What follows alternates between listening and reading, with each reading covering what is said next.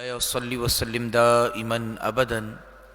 علی حبیبک خیر الخلق کلہم یا رب بالمصطفى بلغ مقاصدنا واغفر لنا ما مضى يا واسع الكرم نظرت الى بلاد اللہ جمعا كخردلة على حکم اتصالی گنج بخش فیض عالم مظہر نور خدا ناکسارا پیر کامل کامل رہنما مولا صلی وسلم دائما ابدا علی حبیبک خیر الخلق کلہم۔ حمد و صلوات کے بعد انتہائی واجب الاحترام سامعین اکرام اور حاضرین اکرام، السلام علیکم ورحمۃ اللہ وبرکاتہ و مغفرہ۔ بحمد اللہ تعالی، اللہ تبارک و تعالی کا کروڑ کروڑ کرم اور اس کے پیارے محبوب علیہ الصلوۃ والسلام کی ہم پر نظر عنایت کہ اللہ تبارک و تعالی نے آج ایک مرتبہ پھر ہمیں اپنے پاک گھر میں جمع ہو کر اپنے پاک کلام مجید فرقان حمید کو سماعت کرنے، اسے سمجھنے اور اسے سمجھتے ہوئے اس پر عمل پیرا ہونے کی بھی اللہ تبارک و تعالی ہمیں توفیق عطا فرمائے۔ اللہ تبارک و تعالی ہمیں مرتے دم تک کلام مجید فرقان حمید کی محبت میں اور کلام مجید فرقان حمید کے نور سے ہمارے قلوب اور اذہان کو اسی طرح منور فرمائے۔ میرے پیارے اور محترم بھائیوں، جس طرح آپ احباب کے علم ہے کہ سلسلہ وار درس قرآن مجید فرقان حمید کے اندر سورۃ الاحزاب کا درس آپ احباب سماعت فرما رہے تھے، اور انشاءاللہ عز و جل آج 22ویں پارے کے 5ویں رکوع سے درس کی ابتدا ہوگی۔ اللہ تبارک و تعالیٰ کی بارگاہ میں دعا ہے اللہ تبارک و تعالیٰ مجھے حق کہنے، آپ کو حق سننے اور اس حق کو سنتے ہوئے اسے قبول کرتے ہوئے اس پر عمل پیرا ہونے کی توفیق عطا فرمائے۔ ارشاد ربی ہو رہا کہ بسم اللہ الرحمن الرحیم، اللہ تبارک و تعالیٰ کے بابرکت نام سے شروع جو نہایت ہی مہربان اور رحم فرمانے والا ہے۔ یا ایہا النبی، اے غیب کی خبریں بتانے والے نبی، قل آپ فرما دیجئے، لازواجک اپنی ازواج سے، اپنی بیویوں سے، وبناتک اور اپنی صاحبزادیوں سے، ونساء المؤمنین اور تمام مسلمان عورتوں سے، یدنین علیہن من جلابیبہن کہ اپنی چادروں کا ایک حصہ اپنے منہ پر ڈالے رہیں۔ ذالک ادنی ان یعرفن، یہ اس سے نزدیک تر ہے کہ ان کی پہچان ہو، فلا یؤذین تو وہ ستائی نہ جائیں، وکان اللہ غفور الرحیم اور بے شک اللہ تبارک و تعالی بخشنے والا مہربان ہے۔ اس آیت مبارکہ کے اندر اللہ تبارک و تعالیٰ نے ارشاد فرمایا کہ محبوب علیہ الصلوۃ والسلام اپنی ازواج، اپنی بیٹیوں اور مسلمان عورتوں سے یہ فرما دیں کہ وہ اپنی چادروں کا ایک حصہ اپنے منہ پر ڈالے رہیں۔ پھر آگے اللہ تبارک و تعالیٰ نے اس کی وجہ بھی بیان فرمائی کہ یہ کیوں ہو، تاکہ اس کے ذریعے ان کی پہچان ہو اور وہ ستائے جانے سے محفوظ رہیں۔ زمانہ جاہلیت کے اندر ہوتا یہ تھا کہ باندی اور مسلمان یا جو آزاد عورتیں ہوتی تھیں، کیونکہ اس وقت یہ واش رومز وغیرہ کا اور یہ تمام سلسلہ گھروں کے اندر نہیں ہوتا تھا، تو آج بھی اگر آپ دیکھیں کہ گاؤں دیہات کے اندر اور دیگر جگہوں پر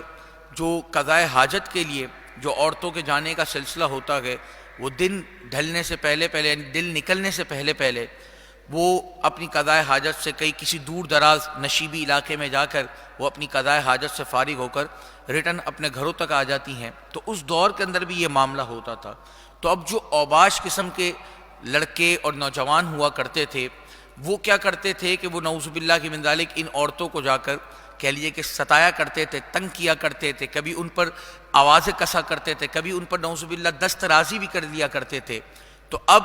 ہوتا یہ تھا کہ کبھی یہ کسی آزاد عورت کے اوپر بھی اس طرح کا معاملہ کر لیا کرتے تھے۔ ویسے تو باندی کے ساتھ بھی، کسی دوسرے کی باندی ہے اس کے ساتھ بھی ایسا کوئی معاملہ کرنا فسق اور فجر کے اندر مبتلا کرتا ہے، فاسق ہوتا ہے وہ شخص۔ لیکن آزاد عورتوں پر جب ان کا ہاتھ ہوتا اور ان سے سوال کیا جاتا کہ تم نے کسی آزاد عورت کے ساتھ یہ معاملہ کیوں کر کیا، تو کہتے تھے کہ ہم سمجھے کہ شاید یہ کسی کی باندی ہے اور ہم نے باندی سمجھ کر اس کے ساتھ یہ معاملہ اختیار کیا ہے۔ تو اللہ تبارک و تعالیٰ نے اس معاملے سے، تاکہ ان لوگوں کا ایک ہیلا بھی رہ جائے جو اس طرح کا بہانے بازی تراشتے ہیں اور طرح طرح کے کہہ لیجئے کہ بہانے ڈھونڈ کر وہ لوگوں کو تنگ کیا کرتے تھے، وہ عورتوں کو تنگ کیا کرتے تھے، تو اللہ تبارک و تعالیٰ نے اپنی جو نبی علیہ الصلوۃ والسلام کی ازواج تھی اور ان کی جو بیٹیاں تھیں اور تمام مؤمنین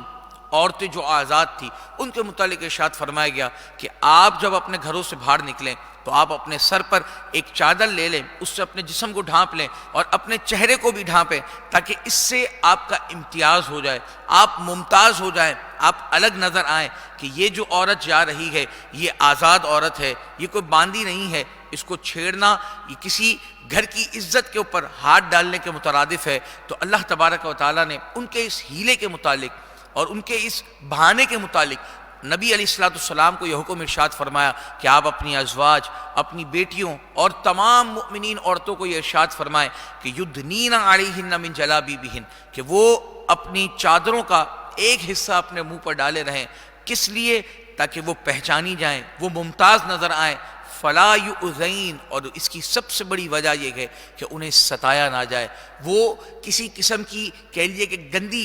گندی نظر کا شکار نہ ہو، گندی بات کا شکار نہ ہو۔ اور اس آیت مبارکہ کے اندر اللہ تبارک و تعالیٰ نے اس وقت کے حساب سے تو یہ بات ارشاد فرمائی ہے، لیکن اگر آج کے دور کے اندر بھی ہم دیکھیں تو آج جو ہماری عورتوں پر کہہ لیجیے کہ کہتے ہیں کہ نظر کا پردہ ہونا چاہیے، نظر کا دل صاف ہونا چاہیے، تو یہ یاد رکھیے گا کہ اللہ تبارک و تعالیٰ نے جن ازواج مطہرات کو جو اللہ تبارک و تعالیٰ نے اپنے محبوب کے عقد کے اندر عطا فرما دی، اور پھر ان کے متعلق یہ ارشاد فرما دیا جائے کہ ان سے زیادہ پاک، ان سے زیادہ صاف، ان سے زیادہ نیک سیرت کوئی دوسری عورت نہیں، تو جب انہیں اللہ تبارک و تعالیٰ جب وہ باہر نکلے تو انہیں چادر لینے کا ارشاد فرمایا جائے، انہیں اپنے چہرے کے حصے کو ڈھانپنے کا ارشاد فرمایا جائے، تو اب جو آج کی عورتیں ہیں وہ کیا نعوذ باللہ من ذالک ان سے زیادہ پاک سیرت عورتیں بن گئی ہیں، یا ان سے زیادہ کہہ لیجئے کہ ان کے دل صاف ہو چکے ہیں؟ تو یہ تمام شیطان کے ہیلے ہیں، تمام شیطان کے بہانے ہیں۔ اللہ تبارک و تعالیٰ نے اسلام کے اندر اور دین متین کے اندر اور شریعت مطہرہ کے چلنے کے اندر اللہ تبارک و تعالیٰ نے حسن رکھا ہے، اللہ تبارک و تعالیٰ نے اس کے اندر کئی راز پوشیدہ رکھے ہیں کہ انسان جب اس پر چلتا ہے، آپ خود دیکھیں کہ ایک ایسی عورت کہ جو بالکل کہہ لیجیے کہ بے باک ہو، بے پردہ ہو، اس کی وہ عزت، اس کا وہ احترام کسی کی نظر کے اندر یا کسی مسلمان کی نظر کے اندر نہیں آتا کہ جب ایک با پردہ اور با شرع خاتون ہمارے سامنے سے گزرے تو ہم خود ایک تمیز کے دائرے کے اندر رہتے ہوئے اس کے آگے نظریں جھکا لیتے ہیں، اس کو رستہ دے دیتے ہیں، اس کے لیے آسانیاں پیدا کرنے کی کوشش کرتے ہیں۔ تو اللہ تبارک و تعالیٰ نے دین اسلام کے اندر حسن رکھا ہے۔ یہ مت سوچیں کہ یہ چیزیں کرنے سے ہمارے لیے کوئی مشکلات پیدا ہوں گی، نہیں، ہرگز نہیں۔ اللہ تبارک و تعالیٰ جب ان ازواج اور ان پاک صاحبزادیوں کو جب یہ حکم ارشاد فرمایا گئے تو ہم جو عام مسلمان ہیں ان کے لیے یہ چیزیں زیادہ معنی رکھتی ہیں، اور زیادہ کہہ لیجیے کہ آج کے دور کے حساب سے کہ وہ دور حضور کریم صلی اللہ علیہ وسلم کا دور مبارک تھا کہ جہاں گندگی کم سے کم تر تھی، جہاں صحابہ اکرام علیہم رضوان آپ کے زیر سایہ تربیت پا رہے تھے، لیکن آج کے دور کے اندر کہ جہاں ہر طرف کھلے بھیریے گھوم رہے ہیں، اس دور کے اندر اپنی حفاظت، اپنی اولاد کی حفاظت کرنا یہ انتہائی ضروری ہے، اور یہ اسی صورت میں ممکن ہے کہ جب ہم اپنے آپ کو غیر محرم کی نگاہوں سے بچانے کی کوشش کریں گے۔ یہ میں عورتوں کے لیے عرض کر رہا ہوں، اور مردوں کے لیے یہ ہے کہ وہ کوشش کریں کہ جس قدر ممکن ہو وہ اپنی نگاہوں کو نیچا رکھیں، اپنے معاملات کو عورتوں کے حوالے سے صاف ستھرا رکھیں۔ اللہ تبارک و تعالی ہمیں ان آیات پر عمل پیرا ہونے کی توفیق عطا فرمائے۔ اور پھر فرمایا لَإِن لَّمْ يَنْتَهِ الْمُنَافِقُونَ، اگر باز نہ آئے منافق، وَالَّذِينَ فِي قُلُوبِهِم مَّرَضٌ، اور وہ جن کے دلوں میں مرض ہے، والمرجفون فی المدینہ، اور مدینے میں جھوٹ اڑانے والے، لنغرینک بہم، تو تم ضرور ان پر کہہ لیجئے کہ ہم ضرور تمہیں ان پر حوصلہ دیں گے، ثم لا یجاورونک فیہا الا قلیلا، اور پھر وہ مدینے میں تمہارے پاس نہ رہیں گے مگر بہت تھوڑے دنوں کے لیے، ملعونین، پھٹکارے ہوئے ہیں، لعنت زدہ ہیں، اینما ثقفوا، جہاں کہیں ملے پکڑے جائیں، اخذوا، جہاں کہیں پکڑے جائیں، وقتلوا تقتیلا، گن گن کر قتل کر دیے جائیں، سنت اللہ فی الذین خلو من قبل،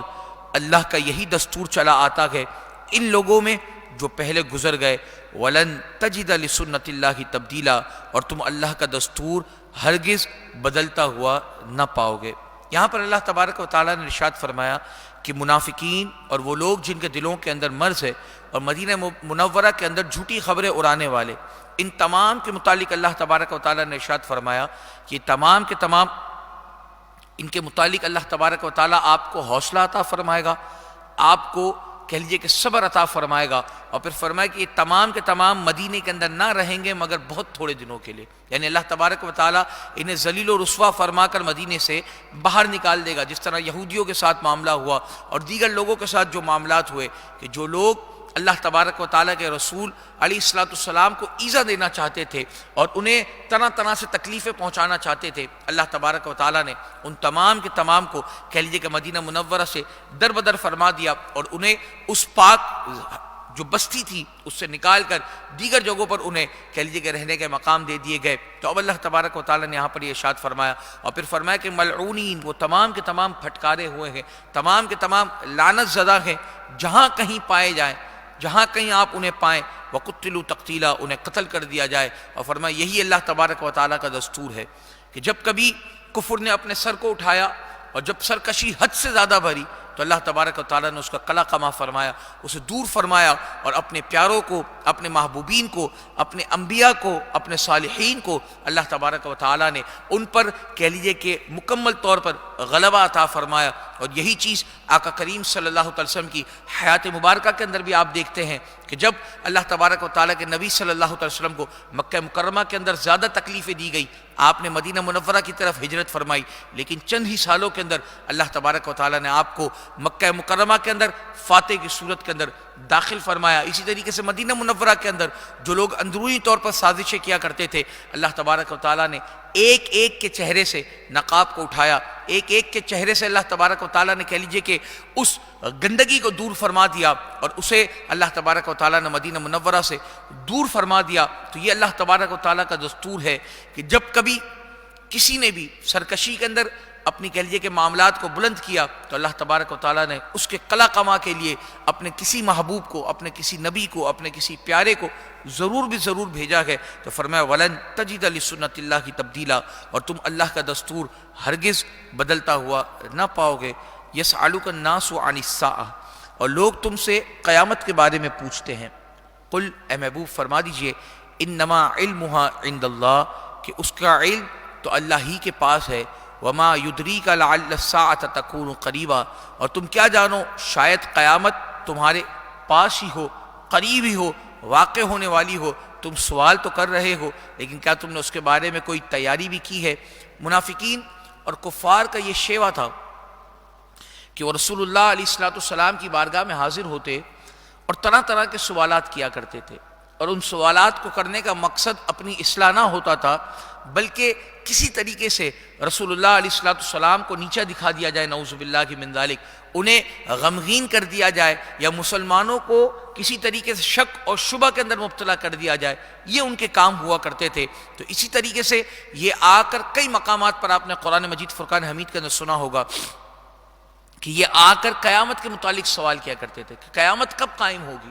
تو اللہ تبارک و تعالیٰ نے اپنے محبوب علیہ السلام سے ارشاد فرمایا کہ اے محبوب قل، اے محبوب آپ ان سے فرما دیجئے انما علمها عند اللہ، کہ اس کا علم وہ اللہ ہی کے پاس ہے۔ اب اس آیت مبارکہ سے کوئی یہ سمجھے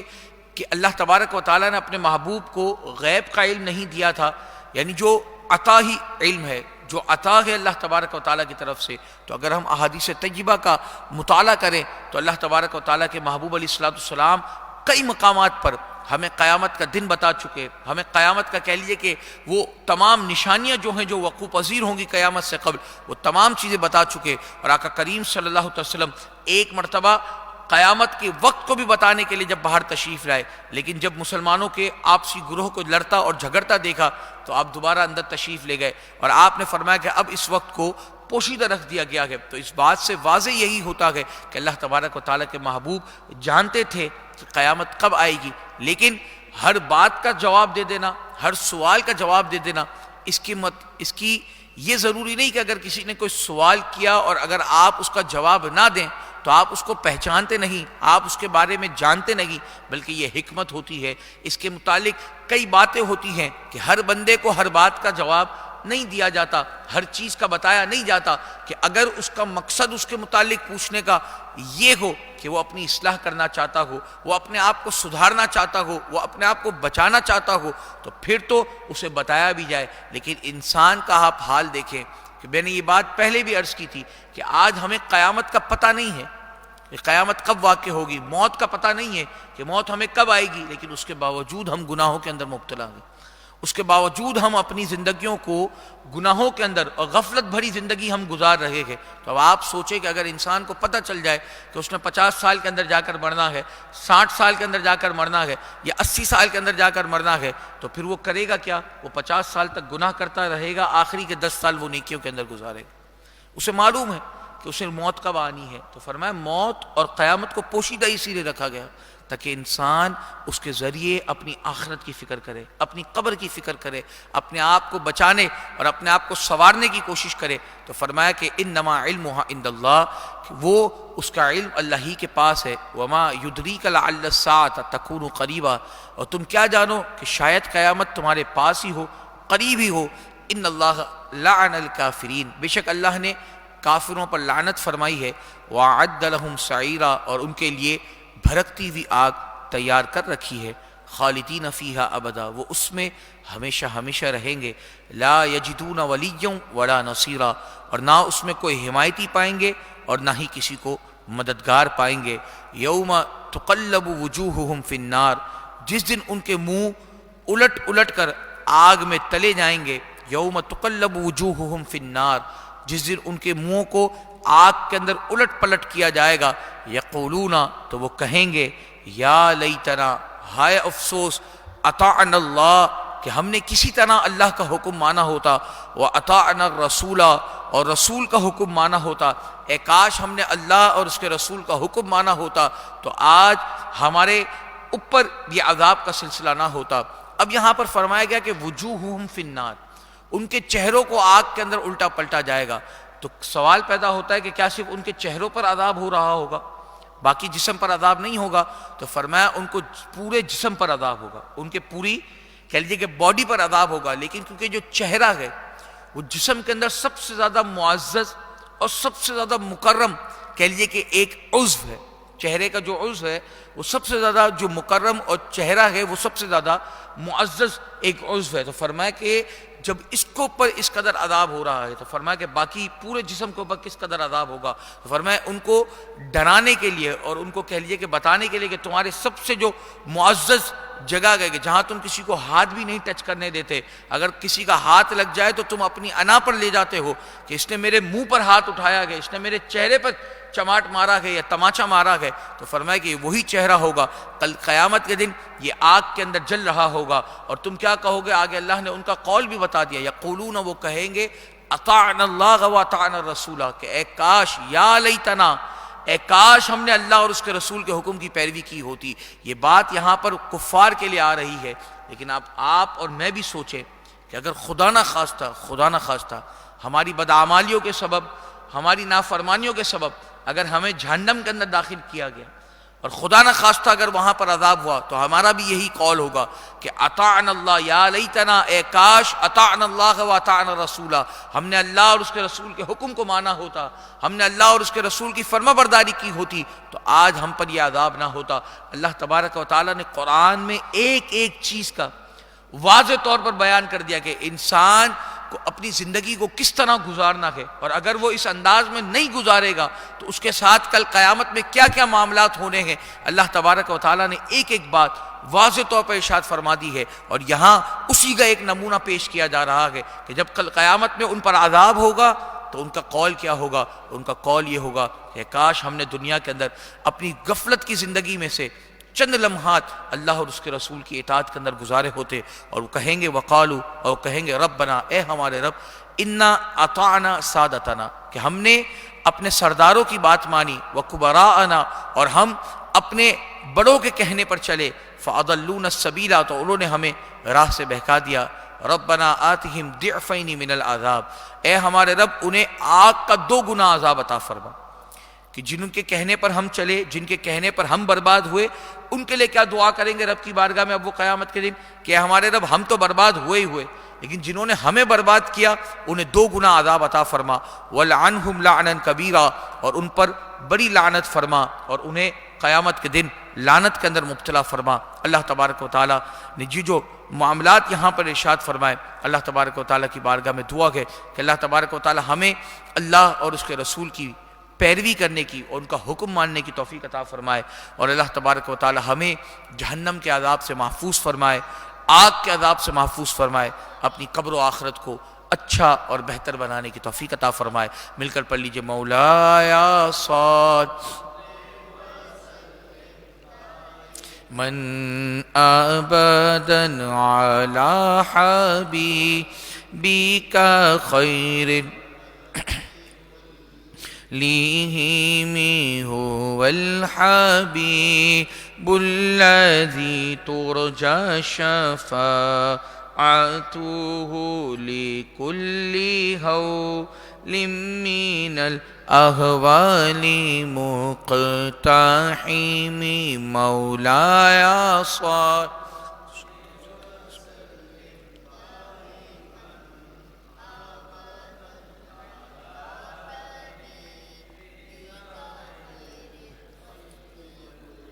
لیہم اللہم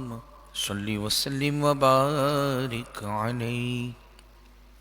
بسم اللہ الرحمن الرحیم۔ اللہ تبارک و تعالیٰ کے بابرکت نام سے شروع جو نہایت ہی مہربان اور رحم فرمانے والا ہے۔ یا ایھا الذین آمنوا، اے ایمان والو، لا تکونوا کالذین، ان لوگوں جیسے نہ ہونا، آذوا موسیٰ، کہ جنہوں نے موسیٰ علیہ السلام کو ستایا، فبرأہ اللہ مما قالوا، تو اللہ نے موسیٰ علیہ السلام کو بری فرما دیا اس بات سے جو وہ لوگ کہتے تھے، وَكَانَ عِنْدَ اللَّهِ وَجِيهًا، اور موسیٰ علیہ السلام اللہ کے یہاں بڑے آبرو والے ہیں، بڑے عزت والے ہیں، بڑے بلند مقام والے ہیں۔ یہاں تک جو رکوع آپ احباب نے سماعت فرمائے، یہاں تک اللہ تبارک و تعالیٰ نے منافقین کے احوال کو بیان فرمایا۔ اب اس رکوع کے اندر اللہ تبارک و تعالیٰ نے بنی اسرائیل کے لوگوں کا جو طرز تھا اور جو طرز زندگی تھا اور طرز عمل تھا، اللہ تبارک و تعالیٰ نے اسے بیان فرمایا، اور مؤمنین کو یہ ارشاد فرمایا کہ بنی اسرائیل کے جیسے نہ ہو جانا، یعنی صحابہ اکرام علیہم الرضوان اور عام مؤمنین کو یہ ارشاد فرمایا گیا کہ صحابہ اکرام علیہم الرضوان اور عام مؤمنین کو یہ ارشاد فرمایا گیا کہ موسیٰ علیہ السلام کی قوم نے جس طرح انہیں اذیت فرمائی، ان کے متعلق غلط بات کہی، تو تم بھی اس طرح کی بات اپنے رسول کے لیے نہ کرنا، ان کی عزت و تکریم اور ان کی توقیر کرنا۔ اب معاملہ کیا تھا؟ مفسرین نے لکھا کہ حضرت موسیٰ علیہ نبی علیہ السلام، جب حضرت ہارون علیہ نبی علیہ السلام جو آپ کے بڑے بھائی تھے، جب ان کا انتقال ہوا تو بنی اسرائیل یہ کہنے لگے نعوذ باللہ من ذالک کہ حضرت موسیٰ علیہ نبی علیہ السلام نے اپنے بھائی ہارون علیہ السلام کو قتل کر دیا ہے، اور ان کے متعلق اپنی زبان کو دراز کرنے لگے۔ اب جب حضرت موسیٰ علیہ نبی علیہ السلام ان باتوں سے پریشان ہوئے تو اللہ تبارک و تعالیٰ نے فرشتوں کو حکم دیا کہ وہ حضرت ہارون علیہ نبی علیہ السلام کی جسد مبارک کو لے کر آئیں، وہ بنی اسرائیل کے سامنے لے کر آئے، اور انہیں بتایا گیا کہ یہ طبعی موت فوت ہوئے ہیں، حضرت موسیٰ علیہ نبی علیہ السلام نے انہیں قتل نہیں کیا۔ تو اللہ تبارک و تعالیٰ نے انہیں بنی اسرائیل کے اس قول سے فبرأہ اللہ مما قالوا، اللہ تبارک و تعالیٰ نے حضرت موسیٰ علیہ نبی علیہ السلام کو اس بات سے بری فرما دیا جو وہ لوگ کہا کرتے تھے۔ اسی طریقے سے مفسرین نے ایک اور واقعہ بھی یہاں پر بیان کیا کہ قارون جو تھا، جس کے پاس بڑے خزانے تھے، اس نے ایک عورت کو لالچ دی اور کہا کہ کسی طریقے سے حضرت موسیٰ علیہ نبی علیہ السلام پر اپنے اوپر زنا کی تہمت لگوا دو کہ انہوں نے میرے ساتھ نعوذ باللہ من ذالک زنا کیا ہے، میں تمہیں اتنا مال دوں گا، اتنے معاملات کروں گا۔ اب اس عورت نے جب حضرت موسیٰ علیہ نبی علیہ السلام پر تہمت لگائی تو اللہ تبارک و تعالیٰ نے آپ علیہ السلام کو اس تہمت سے بھی آزاد فرمایا، بری فرما دیا۔ تو فرمایا یہ وہ مقامات تھے اور یہ وہ واقعات تھے کہ جن کے متعلق ارشاد فرمایا گیا کہ اللہ تبارک و تعالیٰ نے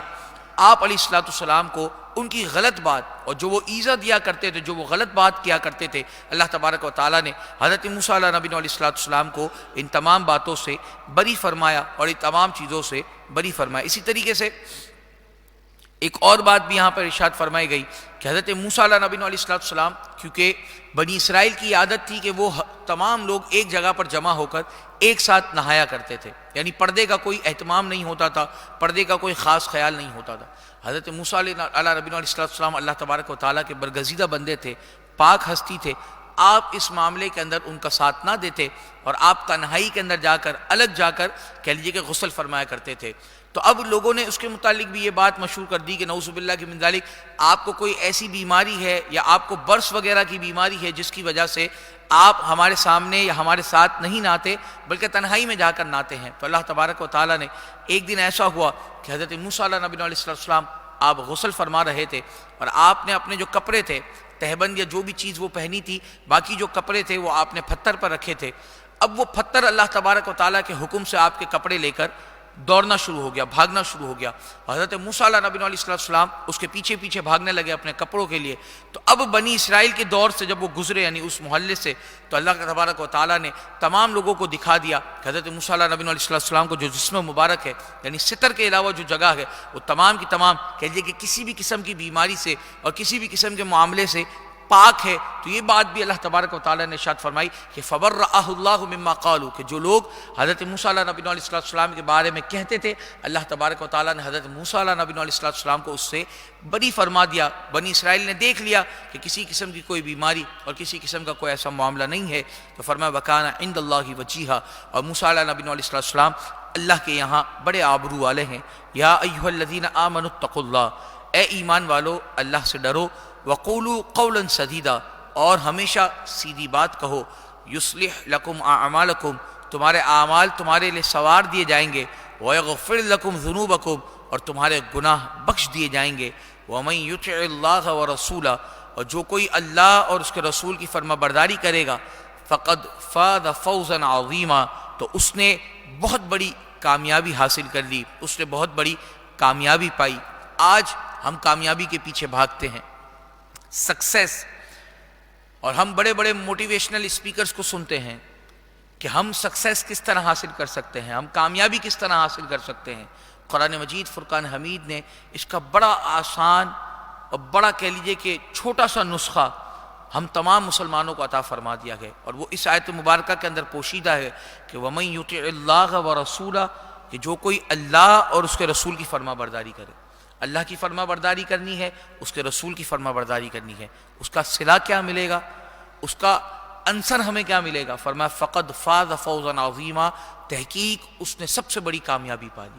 آج جو انسان کامیابی کے پیچھے بھاگ رہا ہے، سکسیس کے پیچھے بھاگ رہا ہے، اس کا چھوٹا سا اور آسان سا فارمولا اور حل یہ ہے کہ اللہ اور اس کے رسول کی فرما برداری کر لو، فقد فاز فوزا عظیما، تحقیق تم نے سب سے بڑی کامیابی پا لی۔ اور پھر فرمایا انا عرضنا الامانۃ علی السماوات والارض، کہ بے شک ہم نے امانت پیش فرمائی آسمانوں پر، زمین پر، والجبال، اور پہاڑوں پر، فابینا، تو انہوں نے انکار کر دیا، ان یحملنہا، کہ ہم اسے اٹھائیں، اس کے اٹھانے سے انہوں نے انکار کر دیا، واشفقن منہا، اور اس سے ڈر گئے، وحملھا الانسان، اور آدمی نے وہ امانت وہ اٹھا لی، انہ کان ظلوما جہولا، اور بے شک وہ اپنی جان کو مشقت میں ڈالنے والا بڑا نادان ہے۔ یہ امانت کیا ہے؟ فرمایا اللہ تبارک و تعالیٰ نے، اس کے کئی اقوال ہیں، مفسرین نے اس کے بھی کئی قول بیان کیے، لیکن جو واضح اور آسان قول ہے کہ اللہ تبارک و تعالیٰ نے اپنی اطاعت، اپنی فرما برداری، نماز، روزہ، زکوٰۃ، حج، یہ تمام چیزیں جو ہم انسان کرتے ہیں یا ہم پر جو کرنے کا حکم دیا گیا ہے اور جن چیزوں سے ہمیں منع کیا گیا ہے، یہ تمام چیزیں اللہ تبارک و تعالیٰ نے آسمانوں پر، پہاڑوں پر، اور فرمایا کہ زمین پر اللہ تبارک و تعالیٰ نے اسے پیش فرمایا کہ اس امانت کو لیتے ہو، اس ذمہ داری کو اٹھاتے ہو۔ تو اب جب انہوں نے دیکھا، انہوں نے سوال کیا کہ یا اللہ اس کے بابت ہوگا کیا، اس کے ساتھ ہوگا کیا؟ فرمایا کہ اس کے اگر تم ان تمام معاملات کو کرو گے تو ثواب پاؤ گے، نہیں کرو گے تو گناہ پاؤ گے، میرا عذاب پاؤ گے۔ انہوں نے کہا الہ العالمین، ہم اسی حال میں، جس حال میں تو نے ہمیں رکھا ہے، ہم تیرے مطیع، تیرے فرما بردار، کہ ہم سے نہ کوئی سوال ہو نہ ہم پر کوئی جواب ہو، ہم اسی حال میں رہنا چاہتے ہیں۔ تو اللہ تبارک و تعالیٰ نے اس کے بعد حضرت آدم علیہ نبی علیہ السلام پر یہ امانت پیش فرمائی کہ میں یہ امانت تمہیں دینا چاہتا ہوں کہ اگر تم اس کو پاؤ گے اور اس کو کرو گے، ان تمام معاملات کو سر انجام دو گے تو ثواب پاؤ گے، نہیں کرو گے تو گناہ پاؤ گے۔ اللہ تبارک و تعالیٰ کے حکم سے حضرت آدم علیہ نبی علیہ السلام کو حضرت آدم علیہ السلام نے اس امانت کو قبول فرمایا، اور اللہ تبارک و تعالیٰ نے فرمایا کہ اس لیے کیوں ہے لیعذب اللہ المنافقین، تاکہ اللہ عذاب دے منافق مردوں کو، والمنافقات اور منافق عورتوں کو، والمشرکین اور مشرک مردوں کو، والمشرکات اور مشرک عورتوں کو، ویتوب اللہ علی المؤمنین والمؤمنات، اور اللہ توبہ قبول فرمائے مسلمان مردوں کی اور مسلمان عورتوں کی، وکان اللہ غفور الرحیمہ، اور بے شک اللہ تبارک و تعالیٰ بخشنے والا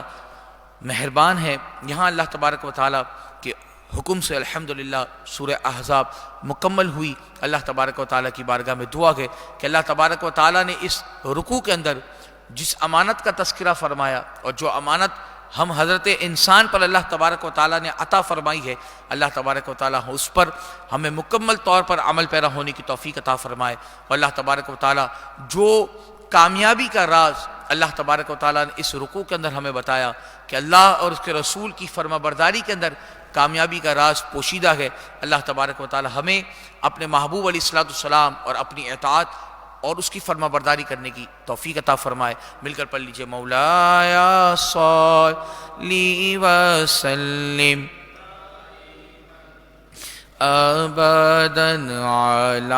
حبیب كلهم يا أكرم الخلق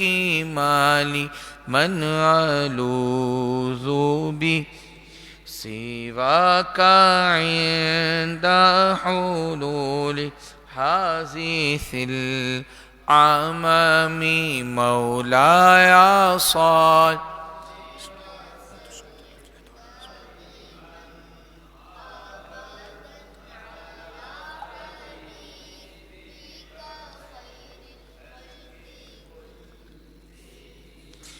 اللہم صلی وسلم وبارک علیہ۔ بسم اللہ الرحمن الرحیم۔ اللہ تبارک و تعالیٰ کے بابرکت نام سے شروع جو نہایت ہی مہربان اور رحم فرمانے والا ہے۔ سورہ سبا یہ مکی صورت ہے، ترتیب قرآن کے اعتبار سے اس کا نمبر 34 یعنی 34 ہے،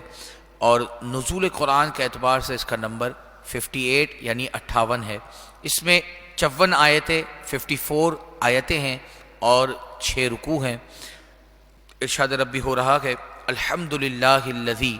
سب خوبیاں اللہ کے لیے ہیں، لہو ما فی السماوات و ما فی الارض، اور اسی کا ہے جو کچھ آسمانوں میں ہے اور جو کچھ زمین میں ہے، وَلَهُ الْحَمْدُ فِي الْآخِرَةِ، اور آخرت میں بھی اسی کی تعریف ہے، وَهُوَ الْحَكِيمُ الْخَبِيرُ، اور وہی حکمت والا خبردار ہے۔ یہاں پر اللہ تبارک و تعالیٰ نے ارشاد فرمایا کہ تمام خوبیوں کا مالک اور تمام حمدیں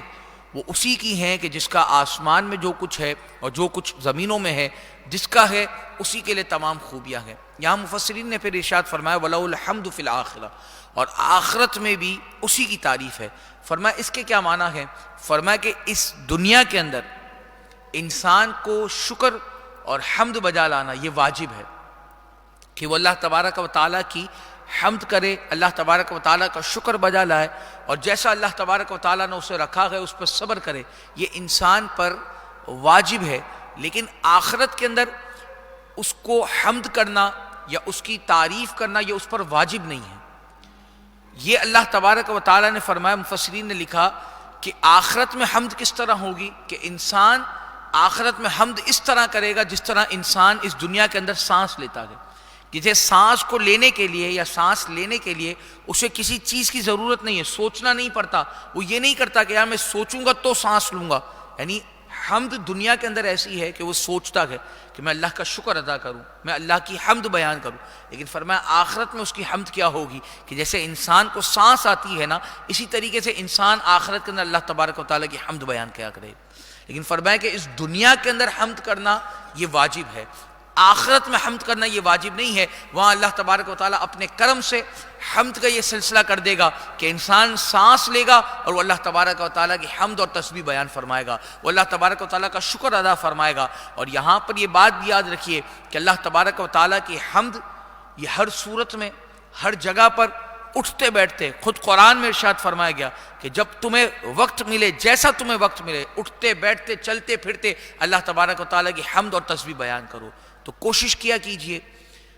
معاملات کے اندر، اپنے روزمرہ زندگی کے اندر، جب چلتے پھرتے آپ کے پاس وقت ہو، اپنے معاملات کو سر انجام دیتے ہوئے آپ اللہ تبارک و تعالیٰ کی حمد اور تسبیح بیان کیجئے۔ سبحان اللہ پڑھیا کیجئے، الحمدللہ پڑھیں، اللہ اکبر پڑھیں۔ یہ تمام چیزیں اللہ تبارک و تعالیٰ کی حمد اور اللہ تبارک و تعالیٰ کی توصیف ہے۔ اللہ تبارک و تعالیٰ نے اسے پسند فرمایا کہ محبوب علیہ السلام پر درود و سلام کے نذرانے پیش کیجئے۔ یہ تمام چیزیں اللہ تبارک و تعالیٰ کی حمد کے اندر شامل ہوتی ہیں۔ اور پھر فرمایا یعلم ما یلج فی الارض، فرمایا جانتا کہ جو کچھ زمین میں جاتا ہے، وما یخرج منہا، اور جو کچھ اس سے نکلتا ہے وہ بھی اللہ تبارک و تعالیٰ جانتا ہے، وما ینزل من السماء، اور جو کچھ آسمان سے اترتا ہے اللہ تبارک و تعالیٰ اسے بھی جانتا ہے، وما یعرج فیہا، اور جو کچھ آسمان کی طرف چڑھتا ہے اللہ تبارک و تعالیٰ اسے بھی جانتا ہے۔ اس کے کیا معنی ہے؟ فرمایا کہ جو کچھ زمین میں جاتا ہے، یعنی جب آسمان سے بارش برسائی جاتی ہے تو اس کا پانی زمین میں جاتا ہے، اسی طریقے سے مردے دفن کیے جاتے ہیں زمین میں، اسی طریقے سے اللہ تبارک و تعالیٰ نے خزانوں کو پوشیدہ فرمایا ہے زمین کے اندر۔ اور پھر فرمایا وما یخرج منہا، جو کچھ اس سے نکلتا ہے اللہ اسے بھی جانتا ہے۔ پودے نکلتے ہیں، نباتات نکلتے ہیں، پھل نکلتے ہیں، طرح طرح کی معدنیات نکلتی ہیں، طرح طرح کے ذخائر نکلتے ہیں، اور طرح طرح کے کہہ لیجیے کہ مدفون جو چیزیں ہیں، دفینے ہیں، اللہ تبارک و تعالیٰ کبھی کبھی انہیں بھی ظاہر فرما دیتا ہے۔ فرمایا ان تمام چیزوں کو بھی اللہ تبارک و تعالیٰ جانتا ہے۔ وما ینزل من السماء، اور جو کچھ آسمان سے نازل ہوتا ہے اللہ اسے بھی جانتا ہے، یعنی بارش کا پانی ہے، فرشتوں کا نزول ہے، آسمانی برکات ہیں، آسمانی رحمتیں ہیں، وہ تمام چیزیں اللہ تبارک و تعالیٰ جانتا ہے۔ وما یعرج فیہا، اور جو کچھ آسمان کی طرف چڑھتا ہے اللہ تبارک و تعالیٰ اسے بھی جانتا ہے۔ بندوں کی دعائیں ہیں، بندوں کی روحیں ہیں، اور کہہ لیجیے کہ نیک اعمال ہیں، یہ تمام چیزیں اللہ تبارک و تعالیٰ کی بارگاہ میں پیش کی جاتی ہے۔ تو فرمایا جو کچھ بھی ہے وہ اللہ تبارک و تعالیٰ کے علم ہے، وہو الرحیم الغفور، اور وہی مہربان بخشنے والا ہے۔ وقال الذین کفروا، اور کافر بولے لا تأتینا الساعہ، ہم پر قیامت نہ آئے گی۔ قل، اے محبوب آپ فرما دیجئے بلا، کیوں نہیں، وربی لتأتینکم، میرے رب کی قسم بے شک وہ ضرور آئے گی۔ عالم الغیب، غیب جاننے والا، لا یعذب عنہ مثقال ذرۃ فی السماوات ولا فی الارض، کہ اس سے ذرہ بھر کوئی چیز نہ تو آسمانوں میں نہ زمین میں، ولا اصغر من ذالک، نہ تو چھوٹی سے چھوٹی کوئی چیز، ولا اکبر، اور نہ ہی کوئی بڑی چیز، الا فی کتاب مبین، مگر ایک صاف بتانے والی کتاب کے اندر یہ تمام چیزیں محفوظ ہیں۔ یعنی لوح محفوظ کے اندر جو اللہ تبارک و تعالیٰ نے آسمانوں پر رکھا ہے لوح محفوظ کو، اس میں تمام چیزیں لکھی ہوئی ہیں۔ فرمایا کہ تم کہتے ہو کہ قیامت نہیں آئے گی، کہا کیوں نہیں آئے گی، کہا ضرور آئے گی، اور تم یہ سمجھتے ہو کہ یہ چھوٹی سے چھوٹی چیز اور ذرہ برابر بھی کوئی چیز ہے نا، آسمانوں میں زمین میں چھوٹی سے چھوٹی یا بڑی سے بڑی کوئی چیز، وہ اللہ تبارک و تعالیٰ کے علم سے اور اللہ تبارک و تعالیٰ کے کہہ لیجیے کہ قدرت سے وہ پوشیدہ نہیں ہے۔ اللہ تبارک و تعالیٰ ہر چیز کو جانتا ہے، اور وہ لوح محفوظ کے اندر لکھی ہوئی ہے۔ لیجزی الذین آمنوا وعملوا الصالحات، اور یہ کیوں لکھا گیا کہ چھوٹی سے چھوٹی چیز کو، بڑی سے بڑی بات کو؟ فرمایا لیجزی الذین، تاکہ اللہ تبارک و تعالیٰ صلہ دے انہیں جو لوگ ایمان لائے، وعملوا الصالحات، اور اچھے کام کیے، اولئک لہم مغفرہ، ان کے لیے مغفرت ہے، ورزق کریم، اور عزت کی روزی ہے، عزت والی روزی ہے۔ والذین سعوا فی آیاتنا، اور جنہوں نے ہماری آیتوں میں معاجزین، جنہوں نے ہماری آیتوں میں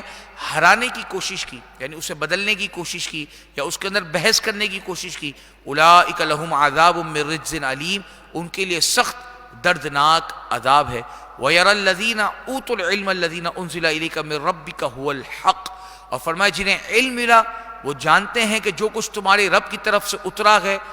وہی حق ہے۔ وَيَهْدِي إِلَى صِرَاطِ الْعَزِيزِ الْحَمِيدِ، اور عزت والے سب خوبیوں کے سراہنے والے کی وہ راہ بتاتا ہے۔ یہاں علم ملنے سے مراد کیا ہے؟ جیسے صحابہ اکرام علیہم رضوان کو علم ملا، یا جیسے جو یہودیوں کے بڑے عالم تھے حضرت عبداللہ بن سلام جو بعد میں ایمان لے آئے، انہیں علم ملا۔ تو فرمایا کہ جنہیں علم ملا ہے وہ جانتے ہیں کہ جو اللہ کی طرف سے نازل کیا گیا ہے وہو الحق، وہ حق ہے، اور وہی سیدھی راہ کی طرف راہ دکھاتا ہے اور صحیح راستے کی طرف لے کر چلتا ہے۔ وقال الذین کفروا، اور کافر بولے هل ندلکم علی رجل،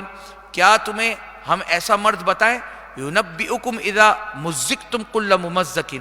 کہ وہ تمہیں خبر دے کہ جب تم ذرہ ذرہ ہو جاؤ گے، بالکل ریزہ ریزہ ہو جاؤ گے، اِنَّکُمْ لَفِی خَلْقٍ جدید، تو پھر تمہیں نیا بنایا جائے گا۔ فرمایا کہ اب کافر کیا کہنے لگے کہ کیا ہم تمہیں ایسے بندے کے بارے میں بتائیں؟ یعنی لوگوں کو بس جب جاتے تھے بات کرتے تھے لوگوں سے تو کہتے تھے کہ کیا ہم تمہیں ایک ایسے بندے کے بارے میں نہ بتائیں کہ جو ایسی بات کرتا ہے کہ جب تم مر کر بالکل ریزہ ریزہ ہو جاؤ گے، مٹی مٹی ہو جاؤ گے، تو فرمایا انکم لفی خلق جدید، تو تمہیں دوبارہ نیا بنا کر پیدا کر دے گا۔ تو فرمایا اب وہ کافر کیا کہنے لگے، افطرا علی اللہ کذب، تو کہنے لگے کیا وہ اللہ پر جھوٹ باندھتا ہے، نعوذ باللہ من ذالک، ام بہ جنہ، یا اسے کوئی جنون ہے، نعوذ باللہ من ذالک، یا وہ اس پر کوئی ایسا کہہ لیجیے کہ دورہ پڑتا ہے کہ وہ اس طرح کی باتیں کرتا ہے، نعوذ باللہ من ذالک۔ فرمایا بل الذین لا یؤمنون بالآخرہ، فرمایا وہ جو آخرت پر ایمان نہیں لاتے، فی العذاب، وہ عذاب میں ہے، والضلال البعید، اور بہت دور کی گمراہی میں ہے۔ فرمایا کہ یہ محبوب، یہ آپ کے بارے میں منافقین اور کفار اس طرح کی باتیں کرتے ہیں، اس طرح کے معاملات کرتے ہیں، آپ اس سے غم زدہ نہ ہوں، اپنے دل کو چھوٹا نہ کیجئے۔ فرمایا ان لوگوں کے لیے دردناک عذاب ہے اور یہ لوگ دور کی گمراہی میں ہیں۔ افلم یروا الی ما بین ایدیہم وما خلفہم من السماء والارض، تو کیا انہوں نے نہ دیکھا جو ان کے آگے اور پیچھے ہے، اور جو کچھ آسمان میں ہے اور جو کچھ زمین میں ہے، ان نشاء نخسف بہم الارض، اگر ہم چاہیں تو انہیں زمین میں ڈھسا دیں، او نسقط علیہم کسفا من السماء، یا ان پر آسمان کا ٹکڑا گرا دیں، ان فی ذالک لآیۃ لکل عبد منیب، بے شک اس میں نشانی ہے ہر رجوع لانے والے بندے کے لیے۔ فرمایا وہ اپنے آگے پیچھے دیکھیں، اپنے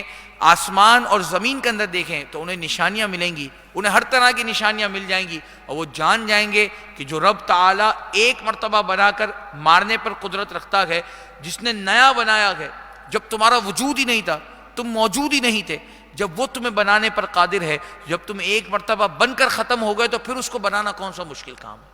یعنی جب ایک چیز انوینٹ ہی نہیں ہوئی، ایک چیز بنی نہیں، اس کو بنانا زیادہ مشکل ہے یا جو بن کر ختم ہو گئی اس کو بنانا زیادہ مشکل ہے؟ فرمایا اب تو فارمولا، اب اگر ایک انسان ہے، سمجھانے کے لیے عرض کر رہا ہوں کہ اگر انسان کسی چیز کی انوینشن کرتا ہے، کسی چیز کو ایجاد کرتا ہے،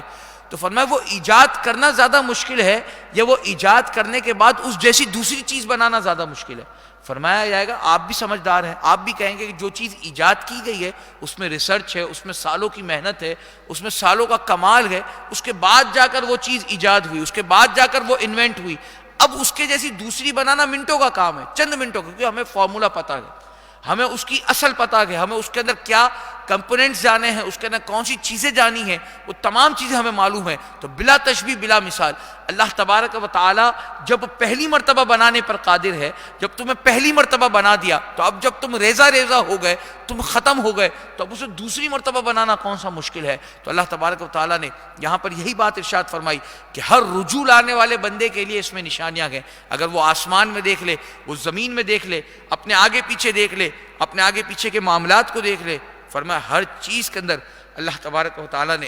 نشانیاں رکھی ہیں، اور اس کے اندر کیسی نشانیاں ہیں کہ انسان اگر اس پر غور کر لے تو وحدہ لا شریک، یعنی اللہ ایک ہے، اس کا کوئی شریک نہیں، انسان اس پر بخوبی غور کر لیتا ہے، انسان اس پر بخوبی جانچ لیتا ہے۔ تو اللہ تبارک و تعالیٰ ہمیں جو نشانیاں ہیں ان پر کہہ لیجیے کہ غور و فکر کرنے اور انہیں سمجھنے اور ان کو سمجھتے ہوئے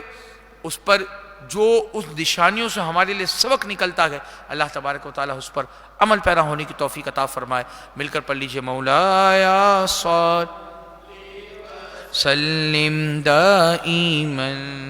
ابدا علی حبیبک خیر الخلق کلہم یا ربی ان طالبنا منك مغفرة وحسن خاتمتي يا مبديا نعم مولاي صل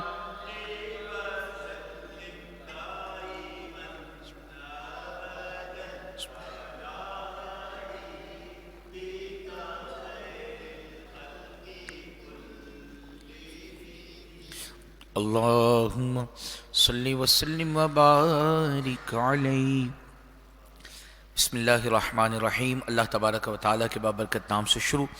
جو نہایت ہی مہربان اور رحم فرمانے والا ہے۔ وَلَقَدْ آتَيْنَا دَاوُودَ مِنَّا فَضْلًا، اور بے شک ہم نے داود کو اپنا بڑا فضل دیا۔ یا جبال اوبی معہ والطیر،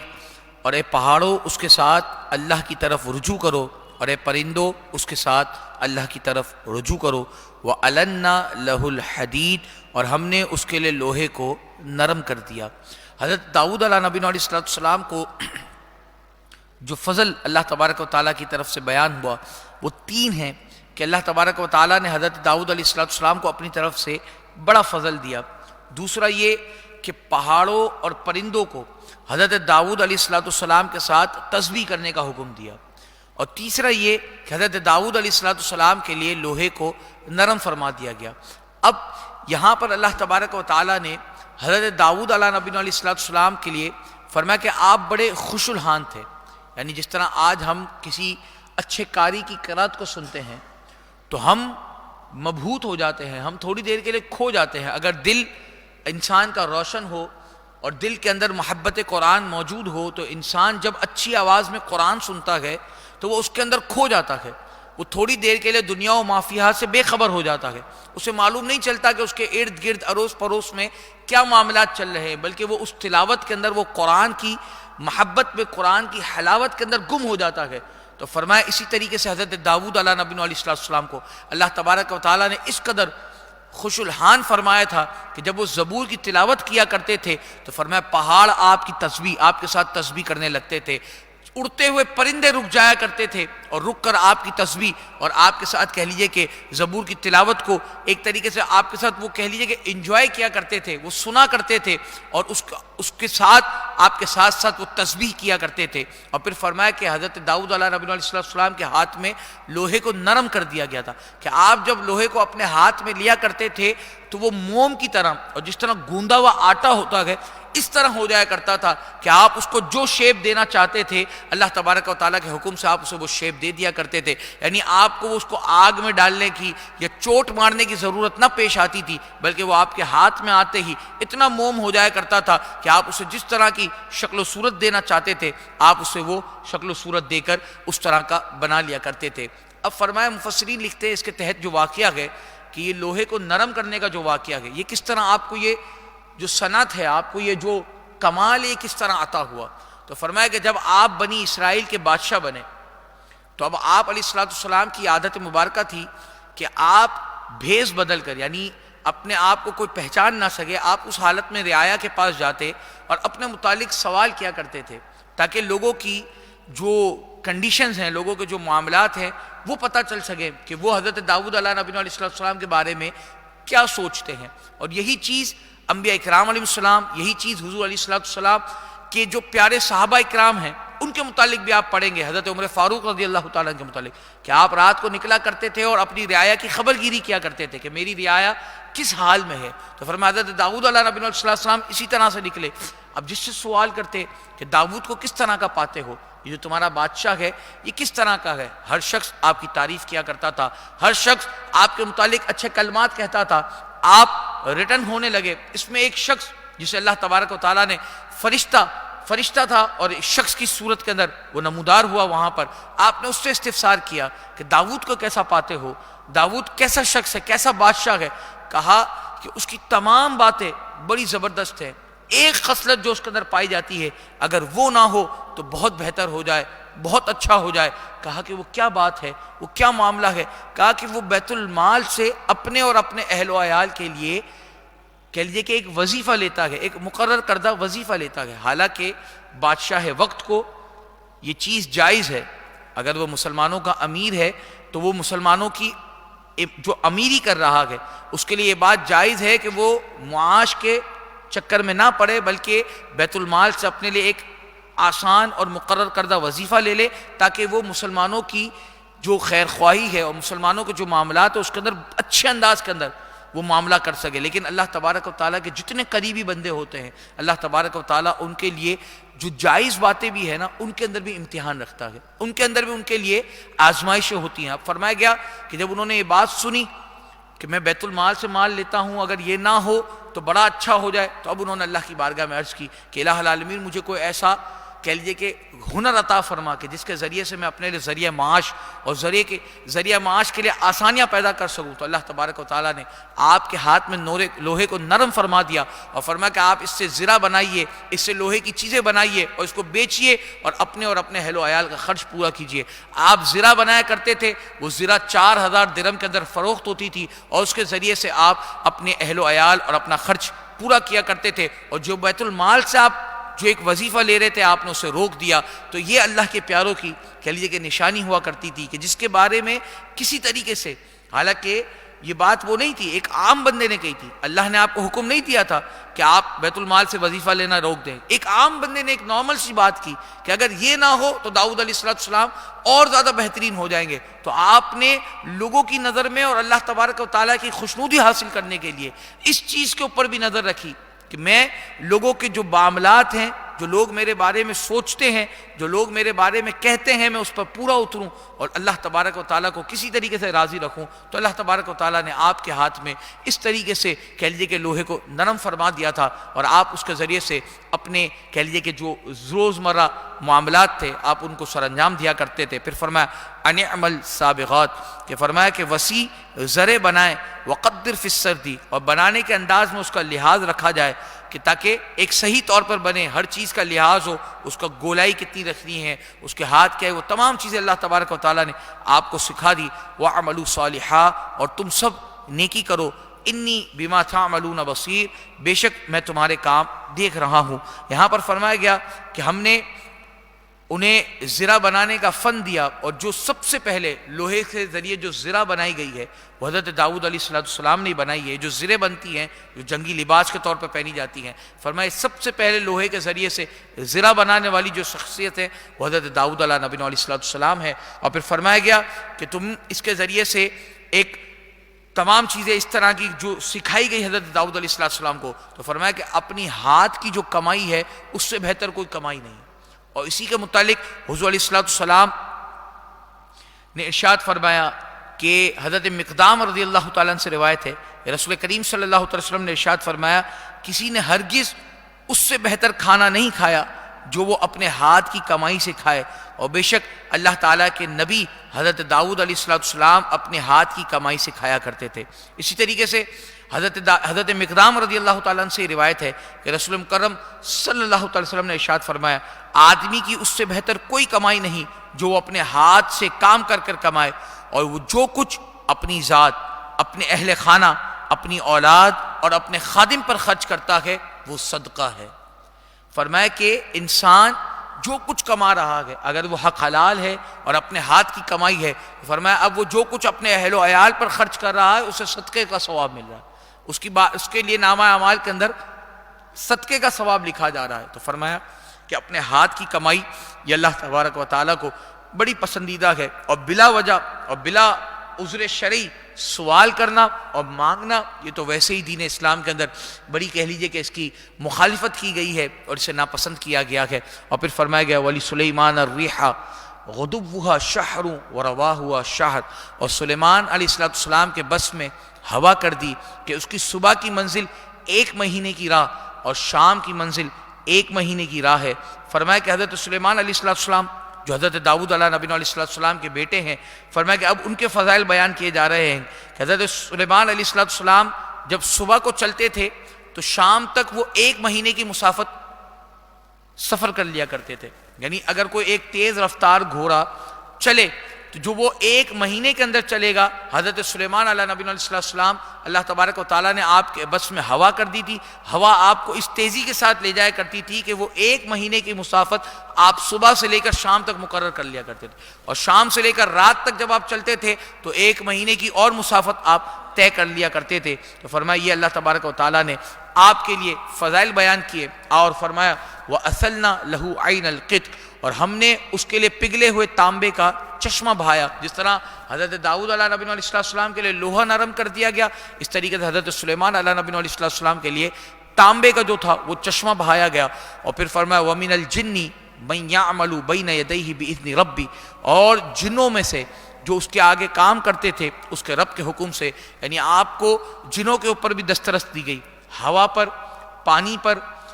اور پھر حضرت سلیمان علیہ نبی علیہ السلام کو پوری روئے زمین پر کہہ لیجئے کہ اللہ تبارک و تعالیٰ نے حکومت عطا فرمائی، اور پھر فرمایا کہ آپ کے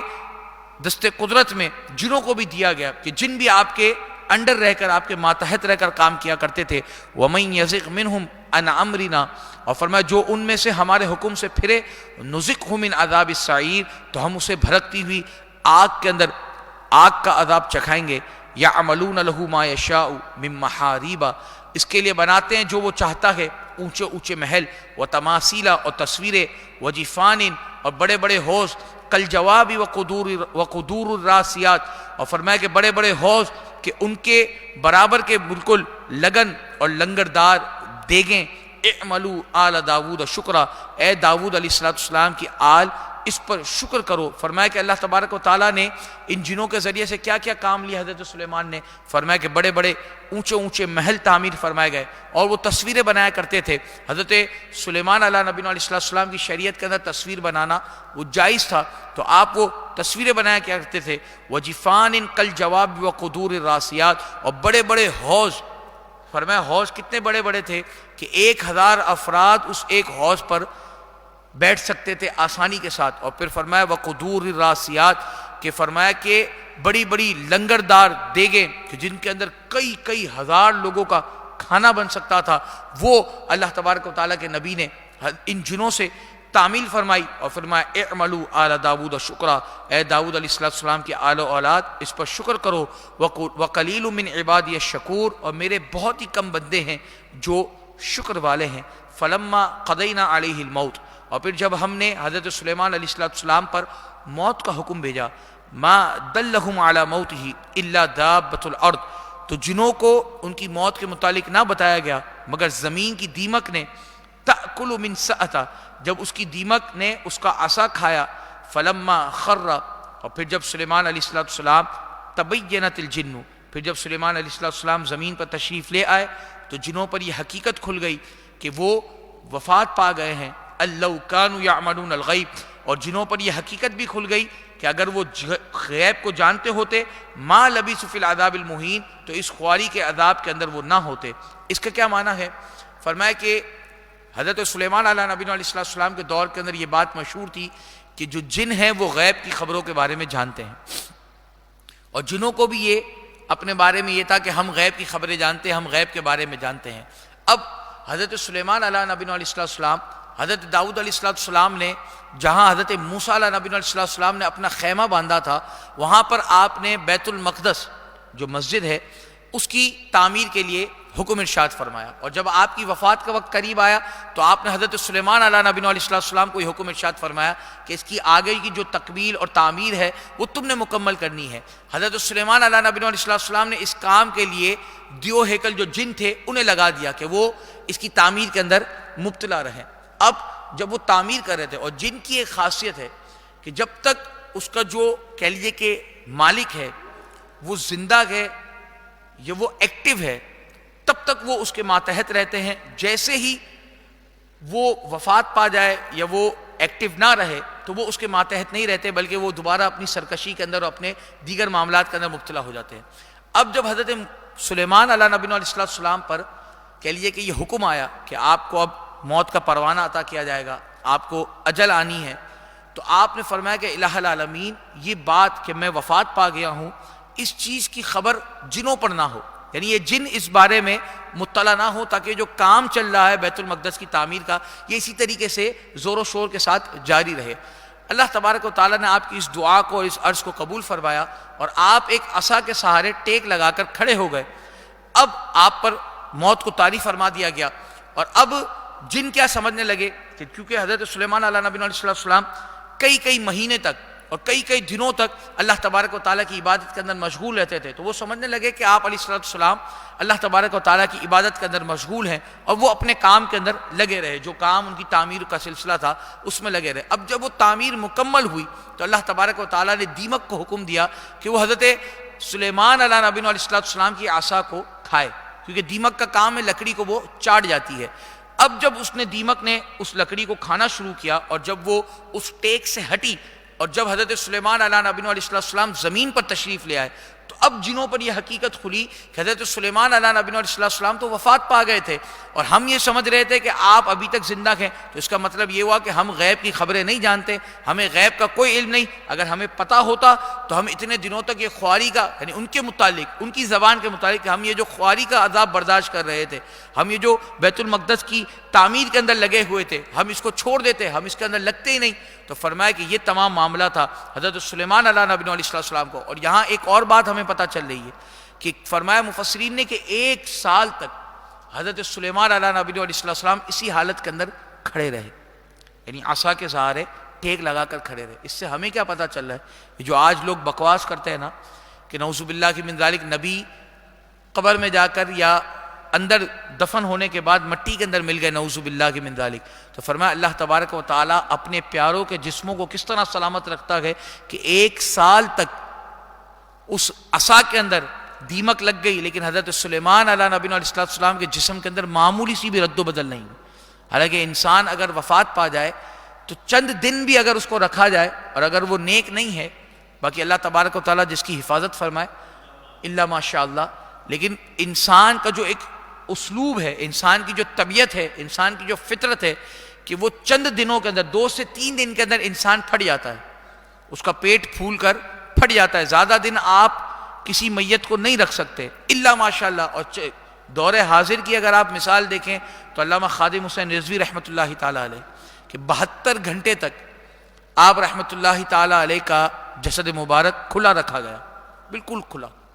نہ اس پر برف کی سیلیں، نہ اس پر کوئی اور معاملہ، کچھ بھی نہیں، زیارت عام تھی، کھلا بالکل 72 گھنٹے تک۔ اللہ تبارک و تعالیٰ نے ان کے جسم کے اندر ذرہ برابر بلکہ اور زیادہ کہہ لیجیے کہ نور اور زیادہ ان کے چہرے کے اندر حشاشی بشاشی دکھے گی۔ تو یہ واضح مثال ہے ہمارے سامنے، چند 1 سال پہلے کی مثال ہے۔ تو فرمایا کہ یہ اللہ تبارک و تعالیٰ کے پیارے ہوتے ہیں کہ اللہ تبارک و تعالیٰ ان کے جسموں کو ختم نہیں فرماتا، اللہ تبارک و تعالیٰ ان کے جسموں کو سلامت رکھتا ہے۔ فرمایا 1 سال تک حضرت سلیمان علیہ نبینا علیہ السلام اس طرح کھڑے رہے اور جب آپ زمین پر تشریف لائے تو پھر ان لوگوں کو پتہ چلا کہ ہمارے نبی جو تھے، ہمارے جو حضرت سلیمان علیہ نبینا علیہ السلام تھے، ہمارے آقا تھے، وہ وفات پا گئے ہیں اور ہم نے بیت المقدس کی تعمیر بھی مکمل کر دی ہے۔ اس کے بعد اللہ تبارک و تعالیٰ نے آگے ارشاد فرمایا کہ لَقَدْ كَانَ لِسَبَإٍ فِي مَسْكَنِهِمْ آیَةٌ، کہ بے شک سبا، یہ جو سورہ سبا ہے یہ اسی مناسبت سے ہے کہ سبا ایک آبادی کا نام تھا کہ بے شک سبا کے لیے ان کی آبادی نشانی تھی، جنتانی عن یمین و شمال، کہ اس کے دونوں طرف یعنی داہنی طرف بھی اور بہنی طرف بھی ان کے لیے کہ باغات تھے، کلوا من رزق ربکم، کہ وہ اپنے رب کا رزق کھاؤ، واشکروا لہ، اور اس کا شکر ادا کرو، بلدۃ طیبۃ، پاکیزہ شہر میں، ورب غفور، اور بخشنے والا ان کا رب غفور الرحیم ہے۔ قوم سبا کا تعارف یہ ہے کہ سبا عرب کے علاقے یمن کی حدود میں واقع ایک قبیلے کا نام ہے، اور یہ قبیلہ اپنے جو ان کا دادا تھا اسبا بن یشب بن یارب بن قحطان، تو اس کے نام سے اسبا، اس کے نام سے وہ سبا مشہور ہوا۔ حضرت عبداللہ ابن عباس رضی اللہ تعالیٰ عنہ فرماتے ہیں کہ رسول اللہ علیہ السلام سے سوال کیا گیا کہ سبا کسی مرد کا نام ہے یا عورت کا یا کسی سرزمین کا؟ نبی اکرم صلی اللہ علیہ وسلم نے ارشاد فرمایا سبا ایک مرد تھا، اس کے 10 بیٹے تھے، ان میں سے 6 یمن میں آباد ہوئے اور 4 شام کے اندر چلے گئے۔ اب فرمایا گیا کہ اس سبا نامی جو علاقہ تھا اس کا حال کیا تھا؟ فرمایا کہ اس کے دونوں طرف باغات تھے اور نہ اس میں مچھر، نہ اس میں کھٹمل، نہ اس میں دیمک، نہ اس میں بچھو، نہ اس میں سانپ، یعنی کسی قسم کے جو ایذا دینے والے جانور ہوتے ہیں وہ اس کے اندر موجود ہی نہیں تھے، اور اس کی ہوا اس قدر پاک تھی، اس قدر صاف تھی کہ فرمایا اگر کوئی شخص اس کے اندر داخل ہوتا اور اس کے بالوں میں یا اس کے جسم کے اندر جوئیں ہوتی، وہ اس ہوا میں آنے کے بعد اس جوئیں مر جایا کرتی تھی، اس کے جسم کے اوپر مر، اس قدر پاکیزہ ہوا، اس قدر صاف ہوا۔ تو فرمایا کہ بلدۃ طیبۃ، پاکیزہ شہر ہے، ورب غفور، اور بخشنے والا ان کا رب ہے۔ فاعرضوا، تو انہوں نے اس سے منہ پھیرا۔ اللہ تبارک و تعالیٰ نے ان پر 13 نبیوں کو بھیجا، 13 نبی ان کے پاس آئے، مبعوث ہوئے، ان کے پاس آئے اور انہیں بتایا گیا۔ فاعرضوا، انہوں نے منہ پھیرا۔ فارسلنا علیہم سیل العرم، تو ہم نے ان پر زور کا سیلاب بھیجا، وبدلناہم بجنتیہم جنتین، اور ان کے باغوں کے عوض 2 باغ انہیں بدل دیے، ذواتی اکل خمتیوں واثلیوں وشیء من سدر قلیل، کہ فرمایا جس میں بدمزہ میوے ہیں اور جھاؤ ہے، اور جو کچھ تھوڑی سی بیڑیاں ہیں، اور جو کہہ لیجئے کہ جس طرح آج آپ نے دیکھا ہوگا کہ اگر کوئی ایسی جگہ ہو جو بنجر ہو تو وہاں پر کچھ کانٹے اگاتے ہیں، بیڑیوں کے ساتھ کانٹے اگاتے ہیں۔ فرمایا کہ ان کے جو باغات تھے ان کے بدلے ہم نے ایک زور کا سیلاب بھیجا، اور ان کے ان باغات کے بدلے میں وہاں پر کیا کر دیا، فرمایا بدمزہ میوے، بدمزہ پھل وہاں پر پیدا فرما دیے، اور جھاؤ جس طرح جھاڑیاں ہوتی ہیں وہ پیدا فرما دی، اور تھوڑی سی بیڑیاں پیدا فرما دی۔ ذالک جزیناہم بما کفروا، ہم نے انہیں بدلہ دیا ان کی ناشکری کا۔ وہل نجزی الا الکفور، اور ہم سزا دیتے ہیں اسی کو جو ناشکری کرے۔ یہاں پر ان لوگوں کا تو ذکر ہو ہی رہا ہے کہ جنہوں نے ناشکری کی ہے، جنہوں نے اللہ تبارک و تعالیٰ کی ناشکری کی، اللہ نے ان کے لیے کس طرح اپنی نعمتوں کو بدل دیا۔ لیکن یہاں پر ہمارے لیے بھی درس ہے کہ اللہ تبارک و تعالیٰ نے ارشاد فرمایا کہ ہم سزا دیتے ہیں اسی کو جو ناشکری کرتا ہے۔ تو اللہ تبارک و تعالیٰ ہمیں اپنی بارگاہ میں ہر وقت شکر ادا کرنے کی توفیق عطا فرمائے۔ اور پھر فرمایا وَجَعَلْنَا بَيْنَهُمْ وَبَيْنَ الْقُرَىٰ، اور ہم نے کیے تھے ان میں اور ان شہروں میں الَّتِي بَارَكْنَا فِيهَا، جن میں ہم نے برکت کر رکھی تھی، قُرًى ظَاهِرَةً، کہ کتنے شہر ایسے تھے، وَقَدَّرْنَا فِيهَا السَّيْرَ، کہ انہیں منزل کے اندازے پر رکھا تھا، سِيرُوا فِيهَا لَيَالِيَ وَأَيَّامًا آمِنِينَ، کہ ان میں چلو راتوں کو اور دنوں کو امن و امان کے ساتھ۔ فقالو، تو وہ بولے ربنا باعد بین اسفارنا، اے ہمارے رب ہمارے سفر میں دوری ڈال دے۔ وظلموا انفسهم، اور انہوں نے خود اپنی جانوں کا نقصان کیا۔ فجعلناہم احادیث، تو ہم نے انہیں کہانیاں کر دی۔ ومزقناہم کل ممزق، اور انہیں پوری پریشانی سے پراگندہ کر دیا۔ ان فی ذلک لآیات لکل صبار شکور، اور بے شک اس میں ضرور نشانیاں ہیں ہر بڑے صبر والے، ہر بڑے شکر والے کے لیے۔ فرمایا کہ پہلے کیا معاملہ تھا، وجعلنا بینہم وبین القری التی بارکنا فیہا، یہاں جو اللہ تبارک و تعالیٰ نے ارشاد فرمایا کہ پہلے جب لوگ سفر کیا کرتے تھے تو سفر ان کا ایسا ہوتا تھا کہ اگر وہ دن میں نکلے تو شام میں وہ ایسی آبادی میں پہنچ جایا کرتے تھے جہاں ان کو ہر طرح کی سہولت مہیا ہوتی تھی۔ شام کو نکلے تو رات کو وہ ایسی آبادی میں پہنچ جایا کرتے تھے جہاں ان کو ہر طرح کی آسانیاں مہیا ہوتی تھی، یعنی ان کو زیادہ راہ لے کر چلنے کی ضرورت نہیں محسوس ہوتی تھی کہ وہ سامان اٹھائیں، کھانے پینے کا خچر پہ سامان لا دیں، کہ کہیں اگر ٹینٹ لگانا ہے، کہیں بستر لگانا ہے۔ تو فرمایا کہ ان کے لیے اتنی آسانیاں تھیں کہ قریب قریب کے اندر آبادیاں موجود تھیں، لیکن انہوں نے اس پر بھی شکر ادا نہیں کیا۔ پہلے کے لوگوں نے انہوں نے کیا کیا، فقالو، انہوں نے رب کی بارگاہ میں عرض کی ربنا باعد بین اسفارنا، ہمارے سفروں کے اندر دوری ڈال دے۔ یہ جو ہم قریب قریب ہے، ہم صبح چلتے شام کو ہمیں کوئی آسانی مہیا آ جاتی ہے، شام کو چلتے ہیں رات کو ہمیں آسانی مہیا ہو جاتی ہے، رات ہم وہاں ٹھہر کر پھر صبح چلتے تو شام تک پھر ہم کسی قریبی بستی کے اندر پہنچ جاتے ہیں۔ فرمایا ربنا باعد بین اسفارنا، اے ہمارے رب ہمارے سفروں کے اندر دوری ڈال تاکہ ہم اس کی مشقت اٹھا سکیں، ہمیں پتہ چلے، ہم زیادہ راہ لے کر چل سکیں، ہم زمین کو اور زیادہ ڈسکرائب کر سکیں۔ تو فرمایا اللہ تبارک و تعالیٰ نے ان کی اس بات کو قبول فرمایا۔ پھر فرمایا وظلموا انفسهم، انہوں نے خود اپنی جانوں پر ظلم کیا۔ اللہ تبارک و تعالیٰ نے پھر بستیوں کو دور دور فرما دیا، اور پھر فرمایا اب تم چلو، اب اس میں بیابان بھی ہیں، صحرا بھی ہیں، کہیں تمہیں پانی ملے گا، کہیں تمہیں پانی نہیں ملے گا۔ یعنی پہلے ایسا حال تھا کہ چلتے تھے رستے میں پانی بھی مل رہا ہے، ہوا بھی ہے، تمام سہولتیں، کھانا پینا ہر چیز، رات ٹھہرنے کے لیے کوئی آبادی بھی مل جایا کرتی تھی۔ فرمایا اب تم نے جب خود دعا مانگی، اب اللہ تبارک و تعالیٰ نے تمہارے لیے وہ بستیاں دور دور فرما دی۔ اور پھر فرمایا وظلموا انفسهم، کہ تم نے اپنی جانوں پر نقصان کیا ہے۔ فجعلناہم احادیث، تو اب ہم نے تمہیں کہانیاں کر دیا۔ پہلے تم قریب قریب تھے، اب تم کہانیوں کے اندر مبتلا ہو گئے، دور دور، ایک دوسرے سے تمہارے قبیلے دور دور ہو گئے۔ ومزقناہم کل ممزق، اور انہیں پوری پریشانی کے اندر، یعنی اب جب انسان سفر کرتا ہے تو انسان کتنی پریشانیوں کے اندر مبتلا ہوتا ہے، ہر طرح کی اس کو ٹینشن ہوتی ہے کہ یار یہ بھی لینا ہے، یہ بھی کرنا ہے، وہ بھی کرنا ہے، یہ نہیں ہوا تو اس طرح کیسے ہوگا، پانی نہیں لیا رستے میں پانی نہ ملا، یا کہہ لیجیے کھانے پینے کا سامان نہ لیا رستے میں، کھانے پینے کی چیز کوئی نہ ملی، رہنے کے لیے کیا سیٹنگ کروں گا، کیسے رہوں گا، اگر دور دراز کا سفر ہے تو ٹینٹ لے کر جا رہا ہے، یا کہہ لیجیے کہ دیگر اور اپنے معاملات کر جا رہا ہے۔ تو فرمایا کہ انسان نے یہ خود اپنے لیے یہ راہ چنی ہے۔ اور پھر فرمایا ان فی ذلک لآیۃ لکل صبار شکور، کہ بے شک اس میں ضرور نشانیاں ہیں ہر بڑے صبر والے اور ہر بڑے شکر والے کے لیے۔ وَلَقَدْ صَدَّقَ عَلَيْهِمْ إِبْلِيسُ ظَنَّهُ، اور بے شک ابلیس نے انہیں اپنے گمان سچ کر دکھایا۔ فاتبعوہ تو وہ اس کے پیچھے ہو لیے، الا فریقا من المؤمنین مگر ایک گروہ جو مسلمانوں کا تھا وہ ابلیس کے پیچھے نہ چلا، وما کان لہ علیہم من سلطان اور شیطان کا ان پر کچھ قابو نہیں تھا، الا لنعلم من یؤمن بالآخرہ مگر اس لیے کہ ہم دکھا دیں کون آخرت پر ایمان لاتا ہے، ممن ہوا منہا فی شک اور کون اس میں سے شک کے اندر مبتلا ہے، وربک علی کل شیء حفیظ اور تمہارا رب ہر چیز پر نگہبان ہے۔ فرمایا کہ شیطان کا کام کیا ہے؟ شیطان صرف وسوسہ ڈالتا ہے۔ شیطان کا کام کیا ہے؟ شیطان وسوسہ ڈالتا ہے۔ آپ میں سے یا ہم میں سے کوئی یہ بات نہیں کر سکتا کہ یار شیطان نے میرا ہاتھ پکڑا اور مجھے لے جا کر وہاں پر یہ گناہ کروایا، نہیں، کوئی بھی نہیں کر سکتا۔ شیطان کا کام صرف وسوسہ ڈالنا ہے، وہ آپ کو ایک طرف گائیڈ کرتا ہے، یار دیکھ یہ بھی ایک راہ ہے، جس طرح فرشتے آپ کو بتاتے ہیں نا نیکی کے فرشتے کہ یار یہ نیکی کی راہ ہے، اس طریقے سے وہ بھی اپنا کام کرتا ہے کہ آپ کے دل میں صرف وسوسہ ڈالتا ہے، اب اس پر عمل کرنا اس پر عمل نہ کرنا یہ اللہ نے آپ کے اختیار میں دیا ہے۔ آپ کو سب چیزیں بتائی گئی ہیں کہ شیطان کیا کیا کرے گا، آپ کو کس طریقے سے ورگلائے گا، کس طریقے سے بہکائے گا، کس طریقے سے اس طرف لے کر جائے گا۔ کل قیامت میں بھی جب انسان حضرت انسان شیطان کی طرف پوائنٹ آؤٹ کرے گا نا، قرآن میں یہ بات موجود ہے آیات مبارکہ کے اندر کہ جب کل قیامت میں انسان یہ پوائنٹ آؤٹ کرے گا نا کہ الہ العالمین مجھے اس نے بہکایا تھا، میرے سے غلط کام اس نے کروایا گیا، اس وقت شیطان اللہ کی بارگاہ میں عرض کرے گا الہ العالمین میں نے اس کا ہاتھ نہیں پکڑا تھا، میں نے اس کو زبردستی نہیں لے کر گیا تھا، میں نے صرف اس کے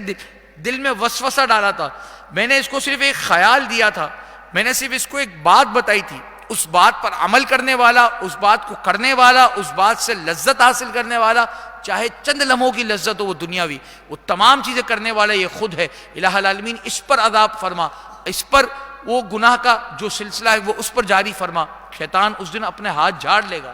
تو یاد رکھیے گا کہ شیطان کا کام کیا ہے؟ شیطان کا کام صرف اتنا ہے کہ ظنہ کہ وہ ایک گمان دیتا ہے،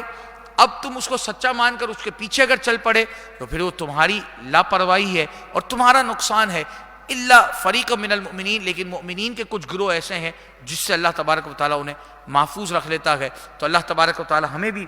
اس گروہ کے اندر شمار فرمائے جو شیطان کی ہیلوں سے، شیطان کی چالوں سے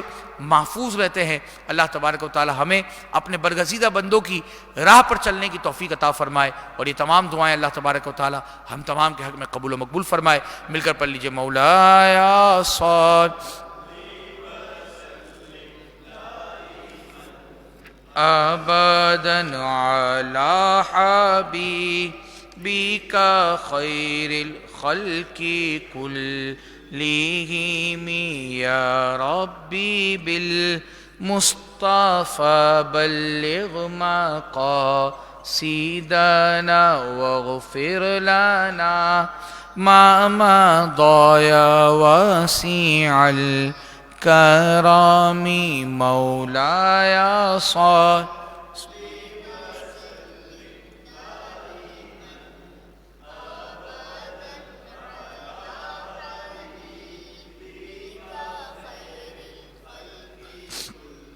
لیہم اللہم صلی وسلم وبارک علیہ۔ بسم اللہ الرحمن الرحیم۔ اللہ تبارک و تعالیٰ کے بابرکت نام سے شروع جو نہایت ہی مہربان اور رحم فرمانے والا ہے۔ قل ادعوا الذین زعمتم من دون اللہ، تم فرماؤ پکارو انہیں جنہیں اللہ کے سوا معبود سمجھ بیٹھے ہو۔ لا یملکون مثقال ذرۃ فی السماوات ولا فی الارض، وہ ذرہ بھر کے مالک نہیں آسمانوں میں اور نہ زمین میں۔ وما لہم فیہما من شرک، اور نہ ہی ان کا ان دونوں میں کچھ حصہ ہے۔ وما لہ منہم من ظہیر، اور نہ اللہ ان کا ان میں سے کوئی مددگار ہے۔ فرمایا کہ جن لوگوں کی تم پوجا کرتے ہو، جن بتوں کو تم عبادت کرتے ہو، ان کو پکارو، انہیں پکارو اگر تم انہیں اللہ کے سوا سمجھ بیٹھے ہو، معبود سمجھ بیٹھے ہو۔ پھر ان کی حقیقت بیان فرمائی گئی کہ وہ معبود ہیں کیسے۔ فرمایا کہ زمین اور آسمان میں ذرہ بھر بھی جو ہے نا وہ ان کی مقدار ذرہ بھر مقدار بھی ان کی ملک نہیں ہے، ان کی ملک کے اندر نہیں ہے، ان کی دسترس کے اندر نہیں ہے۔ اور پھر فرمایا نہ زمین میں ان کا کوئی حصہ ہے اور نہ ہی اللہ کے وہ کوئی مددگار ہیں۔ ولا تنفع الشفاعۃ، اور اس کے پاس شفاعت کام نہیں دیتی۔ عندہ الا لمن اذن له، مگر جس کے لیے وہ اذن فرما دے، حتی اذا فزع عن قلوبہم، یہاں تک کہ جب اذن دے کر ان لوگوں کی دلوں کی گھبراہٹ دور فرما دی جاتی ہے، قالوا ماذا، تو وہ ایک دوسرے سے کہتے ہیں قال ربکم، کہ تمہارے لیے تمہارے رب نے کیا کی بات فرمائی، قالوا الحق، تو وہ کہتے ہیں جو فرمایا حق فرمایا، وہو العلی الکبیر، اور وہی بلند برائی والا ہے۔ فرمایا کہ اللہ تبارک و تعالیٰ کہ یہاں کسی کی شفاعت قابل قبول نہیں، الا لمن اذن له، مگر جسے اللہ تبارک و تعالیٰ خود حکم ارشاد فرمائے گا جس کے لیے کہ ہاں تم اس کی شفاعت کر سکتے ہو، جس طرح انبیاء کرام علیہ السلام ہیں، صالحین ہیں، اچھے نیک مؤمنین ہیں، تو فرمایا جب ان کے لیے یہ بات ہوگی کہ اب تم شفاعت کر سکتے ہو تو اب ان کے دلوں کی گھبراہٹ کو دور کر دیا جائے گا، اور وہ ایک دوسرے سے کہتے پھریں گے کہ تمہارے رب نے کیا کی بات فرمائی، تو فرمایا وہ کہتے ہیں کہ وہ کہیں گے کہ میرے رب نے حق فرمایا، میرے رب نے جو مجھے شفاعت کا اذن دیا ہے یہ اللہ تبارک و تعالیٰ کا کرم ہے، اور پھر فرمایا وہی بلند برائی والا ہے۔ قل من یرزقکم من السماوات والارض، تم فرماؤ کون ہے جو تمہیں روزی دیتا ہے آسمانوں سے اور زمین سے، قل اللہ، تو تم خود ہی فرماؤ اللہ، وَإِنَّا أَوْ إِيَّاكُمْ لَعَلَىٰ هُدًى أَوْ فِي ضَلَالٍ مُبِينٍ، اور بے شک ہم یا تم یا تو ضرور ہدایت پر ہیں یا کھلی گمراہی میں ہیں۔ قُل لَا تَسْأَلُونَ عَمَّا أَجْرَمْنَا، تم فرماؤ ہم نے تمہارے گمان میں اگر کوئی جرم کیا، وَلَا نُسْأَلُ عَمَّا تَعْمَلُونَ، تو اس کی تم سے پوچھ نہیں، نہ تمہارے تمہارے اعمال کے بارے میں تم سے سوال کیا جائے گا۔ قل، تم فرماؤ یجمع بیننا ربنا، ہم سب کو جمع کرے گا ہمارا رب، ثم یفتح بیننا بالحق، اور پھر ہم سب میں سچا فیصلہ فرما دے گا، وہو الفتاح العلیم، اور وہی ہے بڑا درست فیصلہ کرنے والا اور سب کچھ جاننے والا۔ فرمایا کہ اب تم اللہ تبارک و تعالیٰ کی بارگاہ میں یہ دعا کرو کہ اللہ تبارک و تعالیٰ کون ہے جو آسمان اور زمین میں تمہیں روزی دیتا ہے، تو فرمایا تم خود ہی کہہ دو گے قل اللہ، کہ وہ اللہ ہے، اور پھر فرمایا کہ اللہ ہے یعنی آسمان سے مینا برسا کر اور زمین سے سبزہ اگا کر تمہیں جو رزق دے رہا ہے وہ اللہ تبارک و تعالیٰ ہے، اور پھر فرمایا کہ اللہ تبارک و تعالیٰ ان تمام چیزوں کے بعد اب فرمایا کہ قل لا تسألون، کہ تمہارے گمان میں نہ ہو کہ تم یہ جو گمان کرتے ہو کہ اللہ تبارک و تعالیٰ سے تم سے کوئی سوال جواب نہیں ہوگا، تمہارے جرموں کے بارے میں تم سے پوچھا نہیں جائے گا، فرمایا ایسا نہیں ہے۔ فرمایا قل یجمع بیننا، کہ اللہ تبارک و تعالیٰ کل قیامت کے دن تم سب کو جمع فرمائے گا، ثم یفتح بیننا بالحق، اور پھر تم تمام کے درمیان حق کا فیصلہ فرما دے گا، سچا فیصلہ فرما دے گا، اور وہی سچا فیصلہ کرنے والا اور سب کچھ جاننے والا ہے۔ قل، تم فرماؤ ارونی الذین الحقتم بہ شرکاء کلا، تم مجھے دکھاؤ وہ شریک جو تم نے اس سے ملائے ہیں۔ فرمایا بل هو اللہ العزیز الحکیم، بلکہ وہی ہے اللہ عزت والا اور حکمت والا۔ فرمایا کہ کل قیامت میں پھر ایسے لوگوں سے کہ جنہوں نے اللہ کا شریک ٹھہرایا ہوگا، اللہ تبارک و تعالیٰ ان سے ارشاد فرمائے گا مجھے دکھاؤ وہ لوگ جن کو تم نے میرا شریک ٹھہرایا ہے، یا وہ بت، وہ پتھر جنہیں تم نے میرا شریک ٹھہرایا ہے۔ فرمایا کیا وہ مجھ سے میرے جیسے ہیں یا مجھ سے تم نے انہیں ملایا ہے؟ فرمایا بل هو اللہ العزیز الحکیم، بلکہ وہی اللہ ہے، وہی ایک ہے جو عزت والا بھی ہے اور حکمت والا بھی ہے۔ وما ارسلناک الا کافۃ للناس، اور محبوب ہم نے تم کو نہ بھیجا مگر ایسی رسالت کے ساتھ جو تمام لوگوں کو اور تمام آدمیوں کو گھیرنے والی ہے، بشیرا و نذیرا، خوشخبری سنانے والا اور ڈر سنانے والا، ولکن اکثر الناس لا یعلمون، لیکن اکثر لوگ نہیں جانتے۔ فرمایا کہ ہم نے جو دیگر انبیاء تھے، جو پیچھے انبیاء آئے، سابقہ امتوں کے انبیاء آئے، جب انہیں مبعوث فرمایا گیا تو ایک مخصوص قوم کے لیے مبعوث فرمایا گیا،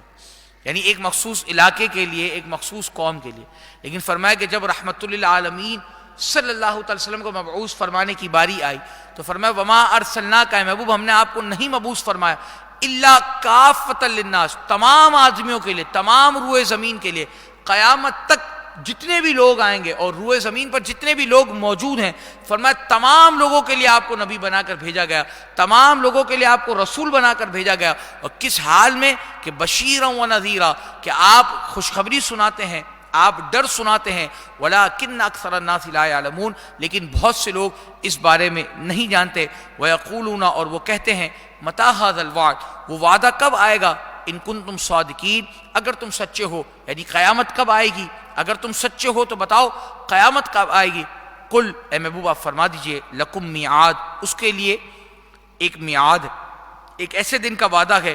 یومن، کہ جب وہ دن آ جائے گا، لا تستأخرون عنہ ساعہ، کہ اس سے تم ایک گھڑی پیچھے نہیں ہٹ سکو گے، ولا تستقدمون، اور نہ ہی ایک قدم آگے بڑھ سکو گے۔ یعنی جس دن وہ وعدہ آ جائے گا، قیامت آ جائے گی، اور جس وقت وہ برپا ہونی ہوگی، تو اس وقت نہ ایک قدم تم پیچھے ہٹ سکتے ہو، نہ ایک قدم آگے بڑھ سکتے ہو۔ جو وقت مقررہ ہے وہ اس وقت آ کر رہے گی۔ اور یہاں پر اس وعدے سے مراد مفسرین نے موت کو بھی لیا ہے، کہ جس وقت موت آ جائے گی تو اس وقت نہ وہ ایک قدم پیچھے ہٹے گی، نہ ایک قدم آگے بڑھے گی۔ جو وقت ہے، مقررہ وقت ہے، اس وقت وہ موت آ کر رہے گی۔ تو موت سے قبل اس کی تیاری کر لینا، موت سے قبل اور قیامت سے قبل اس کی تیاری کر لینا، یہی انسان کو اسلام اور دین اور قرآن اس کا درس دیتا ہے، کہ وقت سے پہلے اپنے ہاتھوں میں جو وقت ہے اس کا صحیح استعمال کر کر، صحیح طور پر اس کا جائز استعمال کر کر اپنی آخرت کو اور اپنی قبروں کو سنوار لو۔ کل جب یہ وقت گزر گیا اور پھر تم نے اگر اس وقت ایک سبحان اللہ کہنے کی مقدار بھی مانگی تو تمہیں وہ بھی نہیں دی جائے گی۔ اللہ تبارک و تعالیٰ کی بارگاہ میں دعا ہے کہ جو کچھ سنا اسے یاد رکھتے ہوئے اس پر عمل پیرا ہونے کی توفیق عطا فرمائے، اور اللہ تبارک و تعالیٰ ہمیں قبر و آخرت کی فکر اور قبر و آخرت کی تیاری کرنے کی توفیق عطا فرمائے۔ وآخر دعوانا ان الحمد للہ رب العالمین۔ ایک مرتبہ سورہ فاتحہ اور 3 مرتبہ سورہ اخلاص کی تلاوت فرما لیجیے۔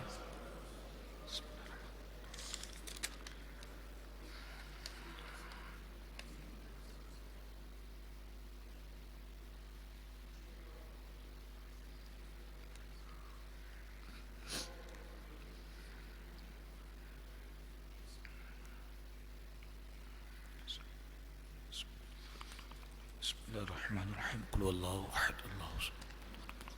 بسم اللہ الرحمن الرحیم، قل اللہ احد اللہ الصمد۔ انشاءاللہ عز و جل آج بروز ہفتہ بہار شریعت مسجد میں دوپہر 3 بجے قصیدہ بردہ شریف اور ختم قادریہ شریف ہوگا۔ خواتین کے لیے یہ محفل ہے، تو جو میری مائیں بہنیں مجھے پردے میں رہ کر سن رہی ہیں وہ بھی، اور آپ احباب بھی اگر اپنے گھروں پر جا کر اس کی محفل کی دعوت کو خوب عام فرمائیں۔ اللہ تبارک و تعالی ہمیں دینی محفل میں شرکت کرنے کی توفیق عطا فرمائے۔ آمین۔ الحمدللہ رب العالمین، والصلاة والسلام علی سید الانبیاء والمرسلین۔ جزا اللہ عنا سیدنا و مولانا محمد صلی اللہ تعالی علیہ وسلم ما هو اہلہ۔ اللهم ربنا تقبل منا إنك أنت السميع العليم وتب علينا يا مولانا إنك أنت التواب الرحيم۔ اللهم ربنا آتنا في الدنيا حسنة وفي الآخرة حسنة وقنا عذاب النار۔ اللهم أجرنا من النار، اللهم أجرنا من الشيطان، اللهم أجرنا من النار، يا مجير يا مجير يا مجير یا رب العالمین الہ العالمین۔ درس قرآن مجید فرقان حمید کا کرنا اپنی بارگاہ میں قبول و مقبول فرما۔ دوران درس اگر کوئی غلطی کوتاہی ہوئی اپنے پیارے محبوب علیہ السلام کے وسیلہ جلیلہ سے اسے معاف فرما۔ مالک و مولا، درس قرآن مجید فرقان حمید اور سورہ فاتحہ اور سورہ اخلاص کا ثواب تیرے پیارے محبوب علیہ السلام کی بارگاہ مقدسہ میں ہدیۃً تحفۃً عقیدۃً نذرانۃً پیش کرتے ہیں، قبول و مقبول فرما۔ پیارے آقا علیہ السلام کے وسیلہ جلیلہ سے تمام انبیاء کرام، تمام صحابہ کرام، تمام صحابیات، تمام امہات المؤمنین کی ارواح کو پیش کرتے ہیں، قبول و مقبول فرما۔ شہداء بدر، شہداء احد، شہداء حنین، شہداء کربلا کی ارواح کو پیش کرتے ہیں، قبول و مقبول فرما۔ خاتون جنت سیدہ فاطمہ الزہرا رضی اللہ تعالیٰ عنہ کی بارگاہ میں پیش کرتے ہیں، قبول و مقبول فرما۔ حسنین کریمین کی بارگاہ میں پیش کرتے ہیں، قبول و مقبول فرما۔ چاروں ائمہ اکرام کی ارواح کو پیش کرتے ہیں، قبول و مقبول فرما۔ تیری عطا سے ہم غریبوں کی لاج رکھنے والے حضور غوث اعظم رضی اللہ تعالیٰ عنہ کی بارگاہ میں پیش کرتے ہیں، قبول و مقبول فرما۔ آپ رضی اللہ تعالیٰ عنہ کے وسیلہ جلیلہ سے تمام اولیاء کرام، تمام سلاسل کے بزرگان دین، تمام صوفیہ کرام کو پیش کرتے ہیں، قبول و مقبول فرما۔ خصوص بالخصوص حضرت شیخ مظفر بلخی علیہ رحمہ، حضرت خواجہ اللہ بخش کوسوی علیہ رحمہ، حضرت قاری محی الدین احمد میاں علیہ رحمۃ الرحمہ کی بارگاہ میں پیش کرتے ہیں، قبول و مقبول فرما۔ مالک و مولا، ہم میں، ہمارے جاننے والوں میں جتنے عزیز و اقارب اس دار فانی سے کوچ کر گئے تمام کی ارواح کو پیش کرتے ہیں، قبول و مقبول فرما۔ ہم میں، ہمارے جاننے والوں میں جتنے بھی بیمار ہیں مالک و مولا، تمام کو صحت کاملہ عاجلہ عطا فرما۔ غازی تنویر قادری اور ڈاکٹر عافیہ صدیقی کو الہ العالمین جلد از جلد شاندار رہائی عطا فرما۔ تحریک لبیک اور ہمارے قائد محترم کو نظر بد سے محفوظ فرما۔ نور حمزہ، نور فاطمہ، نور طیبہ، نور آمنہ، اور جہاں کہیں بھی الہ العالمین تیرے دین کے طالب علم موجود ہے تمام کی خیر فرما، تمام کو عالم باعمل بنا، تمام کو الہ العالمین نمازوں کا پابند بنا، الہ العالمین ناموس رسالت کا پہرے دار بنا، ہم تمام کو ناموس رسالت کا پہرے دار بنا۔ تمام دعائیں ہم سب کے حق میں قبول و مقبول فرما۔ بار بار حج بیت اللہ کی سعادت نصیب فرما، بار بار میٹھے مدینہ دکھا الہ العالمین۔ تمام دعائیں ہم سب کے حق میں قبول و مقبول فرما۔ قال اللہ تبارک و تعالی فی شان حبیبی ان اللہ وملائکتہ یصلون علی النبی یا ایہا الذین آمنوا صلوا علیہ وسلموا تسلیما۔ لبیک اللہم صلی علی سیدنا مولانا محمد معدن الجود والکرم وعلی آلہ وصحبہ وبارک وسلم صلاۃ وسلام علیک یا سیدی یا رسول اللہ۔ سبحان ربک رب العزت عما یصفون وسلام علی المرسلین والحمد للہ رب العالمین بحق لا الہ الا اللہ محمد رسول اللہ۔